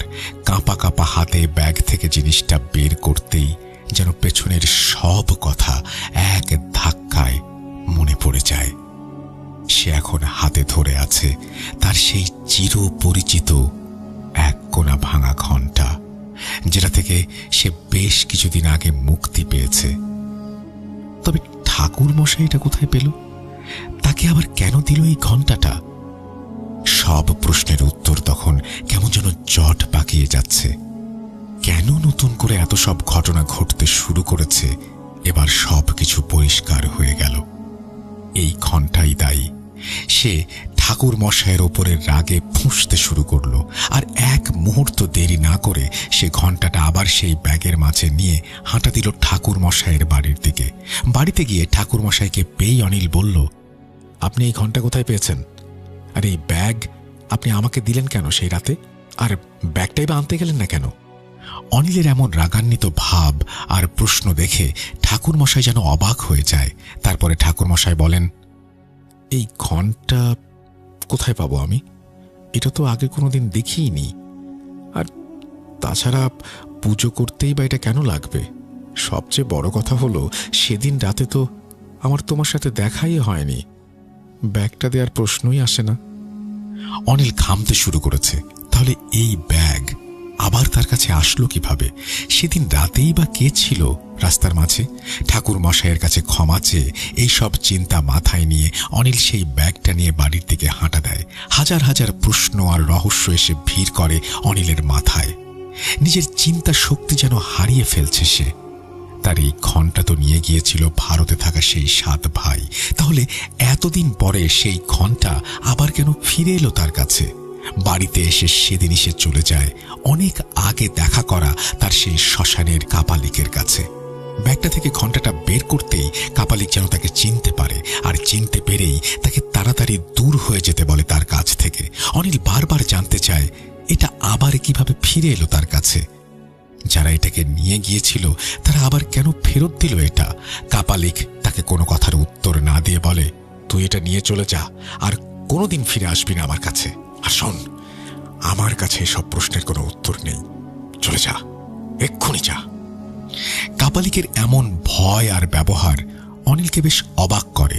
সে আর কিছু না বলে ঘণ্টা আর ব্যাগটা নিয়ে আবার বাড়িতে চলে আসে। সে জানে এই ঘণ্টা কোথাও ফেলে দিয়ে আসলেও এটা থেকে তার মুক্তি নেই। চিন্তায় পাগল হয়ে যায় অনিল। এরপর থেকে প্রতিদিন রাতে আবার সেই আগের মতো ঘণ্টার আওয়াজ ভেসে আসতে থাকে। আর সকালবেলা বাড়ির উঠোনে দেখা যায় নানান রকম পাখি মরে পড়ে আছে। অনিল এবার তার এই ঘণ্টা থেকে মুক্তি দেয়া 7 ভাইয়ের খোঁজ করতে শুরু করে, কিন্তু অনেক কষ্ট করে যখন তাদের কিছুটা খোঁজ পায় তখন যেন সে আরো বেশি ভয় পেয়ে যায়। তারা 7 ভাই যে এলাকায় থাকত সেখানে থাকা অবস্থায় তাদের এক ভাইয়ের অস্বাভাবিকভাবে মৃত্যু হয়। তারপরে তাদের 6 ভাই সেই এলাকা থেকে কোথাও চলে যায়। তাদের আর কোনো খোঁজ পাওয়া যায়নি। এরপরে অনিল অনেক চেষ্টা করেও তাদের সাথে যোগাযোগ করতে পারেনি। এদিকে তার বাড়িতে দিনকে দিন সমস্যা বাড়তেই থাকে, আর আবার সে রাতে ভয়ানক স্বপ্ন দেখতে শুরু করে। কিন্তু কি করবে সে? কোনো পথ খুঁজে পায় না। তার চিন্তা শক্তি যেন লোপ পায়। দিন দিন আবার আগের মতো শুকিয়ে যেতে শুরু করে সে। অসুস্থ থাকে দিনের পর দিন। এই সব কিছু শুনে তার বাবাও আবার বাড়ি চলে আসে। তারপরে তারা অনেক খোঁজাখুঁজির পর মাগুরাতে একজন হুজুরের সন্ধান পান। তিনি এমন বহু কাজ করেছেন, আমি এখানে সেই হুজুরের নাম বলছি না, কারণ তাকে সেই এলাকার অনেকেই চিনতে পারেন। তবে এটুকু বলতে পারি, তিনি মাগুরার নাম করা একজন হুজুর। ঘণ্টাটা নিয়ে অনিল, তার বাবা এবং অনিলের একজন সহযোগী সেই হুজুরের কাছে যান। তাকে তারা শুরু থেকে সবকিছু খুলে বলেন। তখন হুজুর সেই ঘণ্টাটা তার কাছে রেখে যেতে বলেন, আর ঠিক 3 দিন পর আবার যেতে বলেন। অনিলরা সেদিনের মতো ফিরে আসে, আর ঠিক 3 দিন পরে তারা আবার সেই হুজুরের কাছে যায়। হুজুর তাদের জানায়, আমি আমার সাথে থাকা জিনদের মাধ্যমে খবর নিয়েছি এই ঘণ্টার সাথে জড়িয়ে আছে অনেক শক্তিশালী জিন। এই জিনগুলো থেকে মুক্তির পথ খুব কঠিন। তবে আমি তোমাদের একটা পথ বলে দিতে পারি, কিন্তু সেখানে আছে এমন নিষিদ্ধ কিছু জিনিস যা আমি জীবনেও কোনোদিন করিনি, আর এখানে পদে পদে আছে মৃত্যুর হাতছানি। অনিলরা তবুও সেটা করতে রাজি হয়। তারা যে কোনো মূল্যে শুধু এই ঘণ্টা থেকে মুক্তি চায়। তখন সেই হুজুর তাদের বলে, আজ থেকে কয়েকদিন পরে একটা কালো অমাবস্যার রাত আছে, আর সেই রাতে আবার এই ঘণ্টাকে রেখে আসতে হবে একটা কবরে। কিন্তু সেই কাজটা মোটেও সহজ হবে না, কারণ শুরুতে একটা কবর থেকে লাশের কিছু জিনিস নিয়ে আসতে হবে। অনিল অবাক হয়ে জানায়, কবর থেকে লাশের কিছু জিনিস বলতে ঠিক কি বোঝানো হচ্ছে? সেই হুজুর তখন আবার বলতে শুরু করেন, প্রথম একটা অবিবাহিত ছেলে অথবা একটা মেয়ের কবর থেকে সেই লাশের নখের কিছু অংশ কেটে নিয়ে আসতে হবে, আর তার মাথার চুল কেটে নিতে হবে। সেই সাথে সেই লাশের সাথে থাকা কাফনের কাপড়ের এক টুকরো কাপড় কেটে নিতে হবে। এই সব কিছুর সাথে আমি তোমাদের কয়েকটা জিনিস দেব। সেই কেটে রাখা কাফনের কাপড়ের মাঝে পোটলা করে রেখে আমার বলা অন্য কবর খুঁড়ে সেখানে যে লাশ পাবে তার মুখ হাঁ করে মুখের মাঝে গুঁজে দিতে হবে এগুলো। তারপরে সেই ঘণ্টাটি সেই লাশের কাফনের মাঝে রেখে আবার কবর দিতে হবে। তবে কাজটা সম্পূর্ণ করে আসতেই হবে, বাকি রেখে আসলে এর থেকে পালাবার আর কোনো পথ নেই। তবে এখানে সবচেয়ে ভয়ের ব্যাপার হলো, প্রথম লাশের থেকে সবকিছু সবাই মিলে সংগ্রহ করলেও পরের লাশের কাজটা অনিল তোমাকেই করতে হবে। আরও একটা ঝামেলার ব্যাপার হলো এটা এক রাতের মাঝেই করতে হবে, আর এখানে পদে পদে আছে মৃত্যুর ভয়। সেখানে যেতে হবে নিজের জীবনকে বাজি রেখে। অনিলরা সবাই নিজেদের মাঝে কিছু কথা বলে, তারপর তারা এই কাজ করতে রাজি হয়। এরপরে তারা বাড়ি চলে আসে আর অপেক্ষা করতে থাকে সেই দিনের। কিছুদিন পরে সেই হুজুর তাদের সাথে যোগাযোগ করেন। অনিলরা সব কিছুর প্রস্তুতি নিয়ে সেখানে যায়। তখন সেই হুজুর তাদের 2টা কবরের সন্ধান দেন, আর শেষ যে কবরে যে লাশের কাছে ঘণ্টা রেখে আসতে হবে সেটা অনিল যে কবরস্থানে গিয়ে এই ঘণ্টাটা খুঁজে পেয়েছিল সেই কবরস্থানে। অনিলদের হাতে আর কোনো অপশন না থাকায় সেই রাতেই তারা এই কাজ করার সিদ্ধান্ত নেয়। এরপরে সেই হুজুর তাদের কিছু তাবিজ দেন আর বলেন, কাফনের কাপড়ের পোটলার মাঝে এগুলো রাখতে হবে। এই কাজ করতে গিয়ে অনেক কিছুই ঘটবে, তবে ভয় পাওয়া চলবে না। আমি এখান থেকে যতটা পারি তোমাদের সাহায্য করব, আর তোমাদের 3 জনের হাতে 3টা তাবিজ বেঁধে দেব। অনিলরা সেখান থেকে বেরিয়ে বাড়ি চলে আসে। তারপরে রাতে তারা চলে যায় হুজুরের দেয়া সেই প্রথম লাশের ঠিকানায়। সেখানে গিয়ে তাদের কবর খুঁড়ে লাশের নখ, চুল আর কাফনের কাপড়টা নিতে হবে। তারা যখন সেই কবরস্থানে পৌঁছে যায় তখন সেখানে দেখতে পায় এটাও তাদের বাড়ি থেকে বেশ অনেকটা দূরের একটা কবরস্থান, আর বাঁশঝাড় দিয়ে ভরা জায়গাটা। হুজুরের দেয়া ঠিকানা মতো তারা পাশের রাস্তা ধরে গুনে গুনে একটা নির্দিষ্ট কবর খুঁজে পায়। কবরটা দেখে মনে হয় বেশ কিছুদিনের পুরনো। তখনও বাঁশ দিয়ে একটা বেড়া দেয়া আছে কবরের চারপাশে। তারা সেই বাঁশের বেড়াগুলো খুলে ফেলে। এরপরে সেই কবর খুঁড়তে থাকে।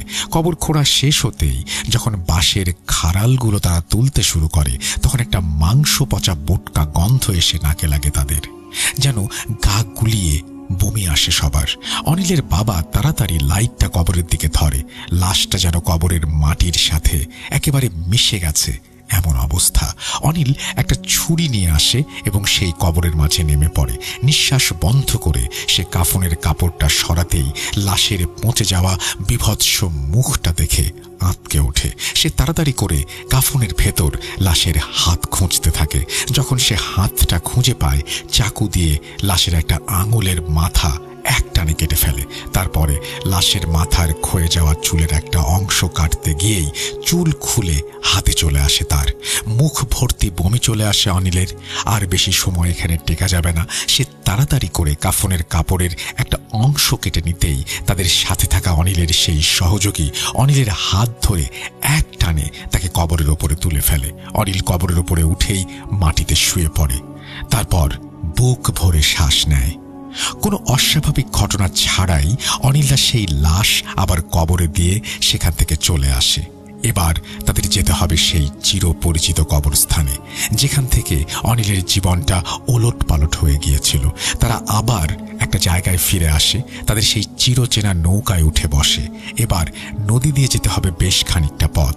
আগের লাশের থেকে তুলে আনা সব জিনিস আর হুজুরের দেয়া তাবিজগুলো সেই কাফনের কাপড়ের টুকরো দিয়ে পোটলা বেঁধে তারা নৌকায় রেখে দেয়।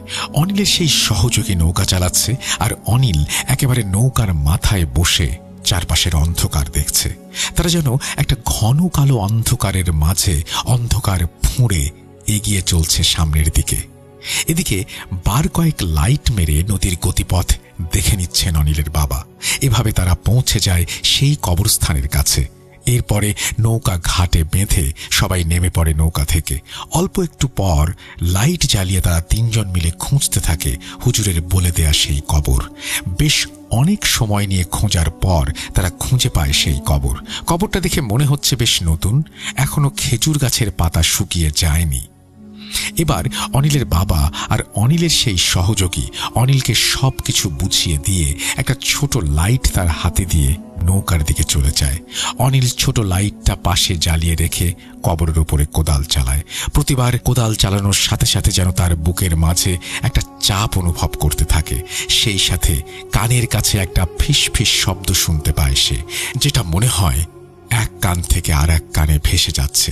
এবার বেশ ভয় পেতে শুরু করে অনিল, কিন্তু তার ভয় পেলে চলবে না। যে কাজ সে শুরু করেছে তা শেষ করে তাকে যেতে হবে। অনিল আরো জোরে কোদাল চালাতে শুরু করে। কবরের মাটি সরে গিয়ে বাঁশের খাড়াল বের হয়ে আসে। অনিল এবার উপুর হয়ে একে একে খাড়ালগুলো সরাতে শুরু করে, আর কবরের ভেতরে পড়া লাইটের হালকা আলোয় চকচক করতে থাকে কাফনের কাপড়। অনিল এক লাফে নেমে পড়ে কবরের মাঝে, আর তার চারপাশ থেকে ভেসে আসতে থাকে একটা করুণ কান্নার আওয়াজ। অনিল কবরের ওপরে এক পাশে ঘণ্টা আর সেই কাফনের পোটলা রেখে ছোট লাইট হাতে যখন লাশের মুখের দিক থেকে কাফনের কাপড়টা সরায়, তখন লাশের চেহারা দেখে মনে হয় এই লাশ একেবারে নতুন। বড় ভয়টা এখনো তার জন্য অপেক্ষা করছে। বুঝতে পারে সে যখন অনিল দেখে লাশের চোখ বেয়ে গড়িয়ে পড়ছে পানির ফোঁটা। লাশ কি কান্না করতে পারে? মনে পড়ে যায় হুজুরের কথা, অনেক কিছুই আজ ঘটবে, তবে ভয় পেলে চলবে না। অনিল নিজের মুখে লাইটটা ধরে, দুই হাতে লাশের চোয়াল খুলতে থাকে, কিন্তু কিছুতেই সে খুলতে পারে না। এবার রাগে সে কোদালের ডাঁটা দিয়ে লাশের চোয়ালে কয়েকটা বাড়ি দিতেই লাশের চোয়াল ভেঙে মুখ হাঁ হয়ে যায়। অনিল এক হাতে সেই ঘণ্টাটা ওপর থেকে কবরের মাঝে ফেলে, আর এক হাতে সেই কাফনের কাপড়ের পোটলা নিয়ে লাশের মুখটায় চেপে ধরে। যেই কাফনের কাপড় লাশের মুখে গুঁজে দেয়, লাশটি চোখ মেলে অনিলের দিকে তাকায়। এটা দেখে ভয়ে এক লাফে একটা চিৎকার দিয়ে অনিল একেবারে কবরের ওপরে উঠে যায়। চারপাশে যেন তখন একদম ঝড় বয়ে যাচ্ছে। অনিল কবর থেকে উঠে একদিকে যখন দৌড়াতে শুরু করে, তখন তার থেকে একটু দূরে একটা আলোর বিন্দু দেখতে পায়। অনিল তার বাবারা ভেবে সেই দিকে দৌড়াতে শুরু করে। অনিল যখন সেই আলোর দিকে ছুটে যায়, তখন দেখতে পায় তার বাবা আর তার সহযোগী ছেলেটা দাঁড়িয়ে আছে একটা মশাল হাতে। তারা অনিলকে দেখেই থামতে বলে, তারপর তাদের সাথে যেতে বলে। অনিল যখন তাদের সাথে যেতে শুরু করে, তখন খেয়াল করে তারা কেউ নিজেদের মাঝে বা অনিলের সাথে কথা বলছে না। অনিল অনেক কথা তাদের জিজ্ঞেস করলেও তারা কোনো উত্তর দিচ্ছে না। একটু পর অনিল খেয়াল করলো তারা আবার সেই কবরের দিকেই যাচ্ছে, কিন্তু নৌকা তো কবরের উল্টো দিকে। অনিল তখন সামনে আর কিছুই দেখতে পায় না। তার হাতে থাকা সেই ছোট লাইটটিরও চার্জ ফুরিয়ে এসেছে। সেটার মৃদু আলোতে সে দেখল সেই কাফন পরা লাশটি দাঁড়িয়ে আছে কবরের পাশে। তার চোখ দুটো তখনও খোলা, আর সেটি তাকিয়ে আছে অনিলের দিকে। অনিল আবার ভয়ে পেছনের দিকে ঘুরে চিৎকার করে দৌড়াতে শুরু করে। এবার যেন তার মনে হয় লাশটাও তার পেছন পেছন আসছে। অনিল আরো জোরে দৌড়াতে শুরু করে।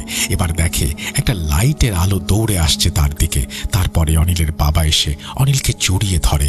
অনিল তখন ভয়ে রীতিমতো কাঁপছে, কান্না করছে। অনিলের বাবা আর সেই সহযোগী তাকে ধরে নৌকায় নিয়ে যায়। তারপরে তারা পুরো ঘটনা শোনে, কিন্তু অনিলের বাবারা জানায় একটু আগে তার চিৎকার শুনে তারা কবরের দিকে যায়। এর আগে অনিলের সাথে তার বাবা আর তার সহযোগী যে দেখা হয়েছিল, তারা আসলে কে? এমন প্রশ্ন ঘুরতে থাকে অনিলের মাথায়। তারা কিছু সময় নৌকায় বসে থাকে। যেহেতু হুজুর বলেছেন বাকি কাজ রেখে ফিরে আসা যাবে না, তাই তারা আবার এগিয়ে যায় সেই কবরের দিকে। সবাই গিয়ে দেখে লাশটা তখনও পড়ে আছে কবরের মাঝে। লাশের চোয়াল ভাঙা আর মুখের মাঝে গুঁজে দেয়া কাফনের কাপড়। তারপরে তারা আবার সেই লাশটাকে মাটি দেয় আগের মতো। এরপরে নৌকায় ফিরে আসে, চলে আসে বাড়িতে। পরদিন আবার সেই হুজুরের কাছে যায়, হুজুরকে জানায় সবকিছু। হুজুর বলেন, আপনাদের আপাতত আর কোনো সমস্যা নেই। এরপরে তারা নিশ্চিন্তে বাড়ি ফিরে আসে। কিন্তু অনিল এখনো বেশ অসুস্থ, আর সে প্রায় রাতে স্বপ্ন দেখে একটা বিশাল অবয়ব তার উল্টো দিকে বসে আছে, আর তার কাঁধে বসে আছে একটা ছোট্ট অবয়ব। সেও উল্টো বসে সেই ঘণ্টাটা একটানা বাজিয়ে যাচ্ছে। অনিল এই ঘটনার পর থেকে সিদ্ধান্ত নিয়েছে তারা সপরিবারে এখানে সবকিছু বিক্রি করে ভারতে চলে যাবে, কারণ এই ঘণ্টা আবার যদি জীবনে ফিরে আসে তাহলে মুশকিল হবে। তারা সেটা চায় না। আবার যদি কোনোদিন এই ঘণ্টা ফিরে আসে, তাহলে এই মুক্তির পথ একেবারেই কি শেষ? এসব নিয়ে ভাবতে চায় না অনিল। প্রিয় লিসেনার্স, এই ছিল ঘটনা। সবাইকে পবিত্র ঈদ উল ফিতরের শুভেচ্ছা জানিয়ে বিদায় নিচ্ছি তানভীর তুষার। সবার ঈদ কাটুক পরিবারের সাথে আনন্দে। আল্লাহ হাফেজ। এই বলেই তানভীর তুষার তার চমৎকার এই ঘটনাটি শেষ করেছেন। আমার মনে হয় যে ঈদের সময়ে বেশ কিছু ভয়ঙ্কর সময় কাটল ভয়ের রাজ্যে। আমরা ঈদ উপলক্ষে এই ঘটনাটি নিয়ে এসেছিলাম এবং তানভীর তুষারও অনেক দিন ধরে এই ঘটনাটি রেখে দিয়েছিলেন তার কাছে ঈদের সময় আমরা প্রচার করব বলে। তানভীর তুষার, আপনাকে অসংখ্য ধন্যবাদ। ঘন্টা 3 আমরা শোনালাম, ঘন্টা 4 আসবে কি? আসলে ঘন্টা 4 যদি আসে তাহলে অনিলের সাথে খারাপ কিছু ঘটতে হবে। আমরা কি ঘন্টা 4 চাই? আমরা কি চাই অনিলের সাথে খারাপ কিছু ঘটুক?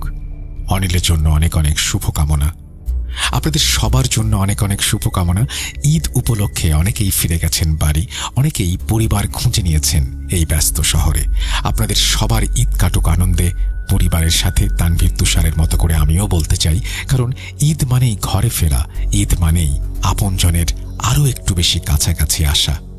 ঈদ বছরে 2 বার আসে, আমাদের জীবনে কবার ঈদ আসে বলুন তো? খুব বেশিবার না হয়তো। আর সেই জন্যই ঈদের সময়টা আমরা যেন আমাদের বন্ধু বান্ধব, আত্মীয় স্বজন সবার কাছাকাছি থাকি। এই সময়গুলো মহামূল্যবান, আর সেই মহামূল্যবান সময়ের কিছুটা অংশ আপনি ভূত.com দিলেন, এই জন্য আপনাকে অসংখ্য ধন্যবাদ। আসলে আমরা সবাই তো একটা পরিবার, আর সেখানে ঈদের সময় আমরা মিলিত হব না তাই কি হয়?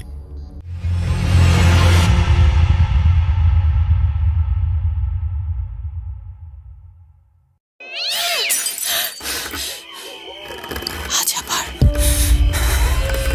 শুনতে পাচ্ছেন শব্দটা? ভয়ের আরেক নাম ভূত.com with Russell.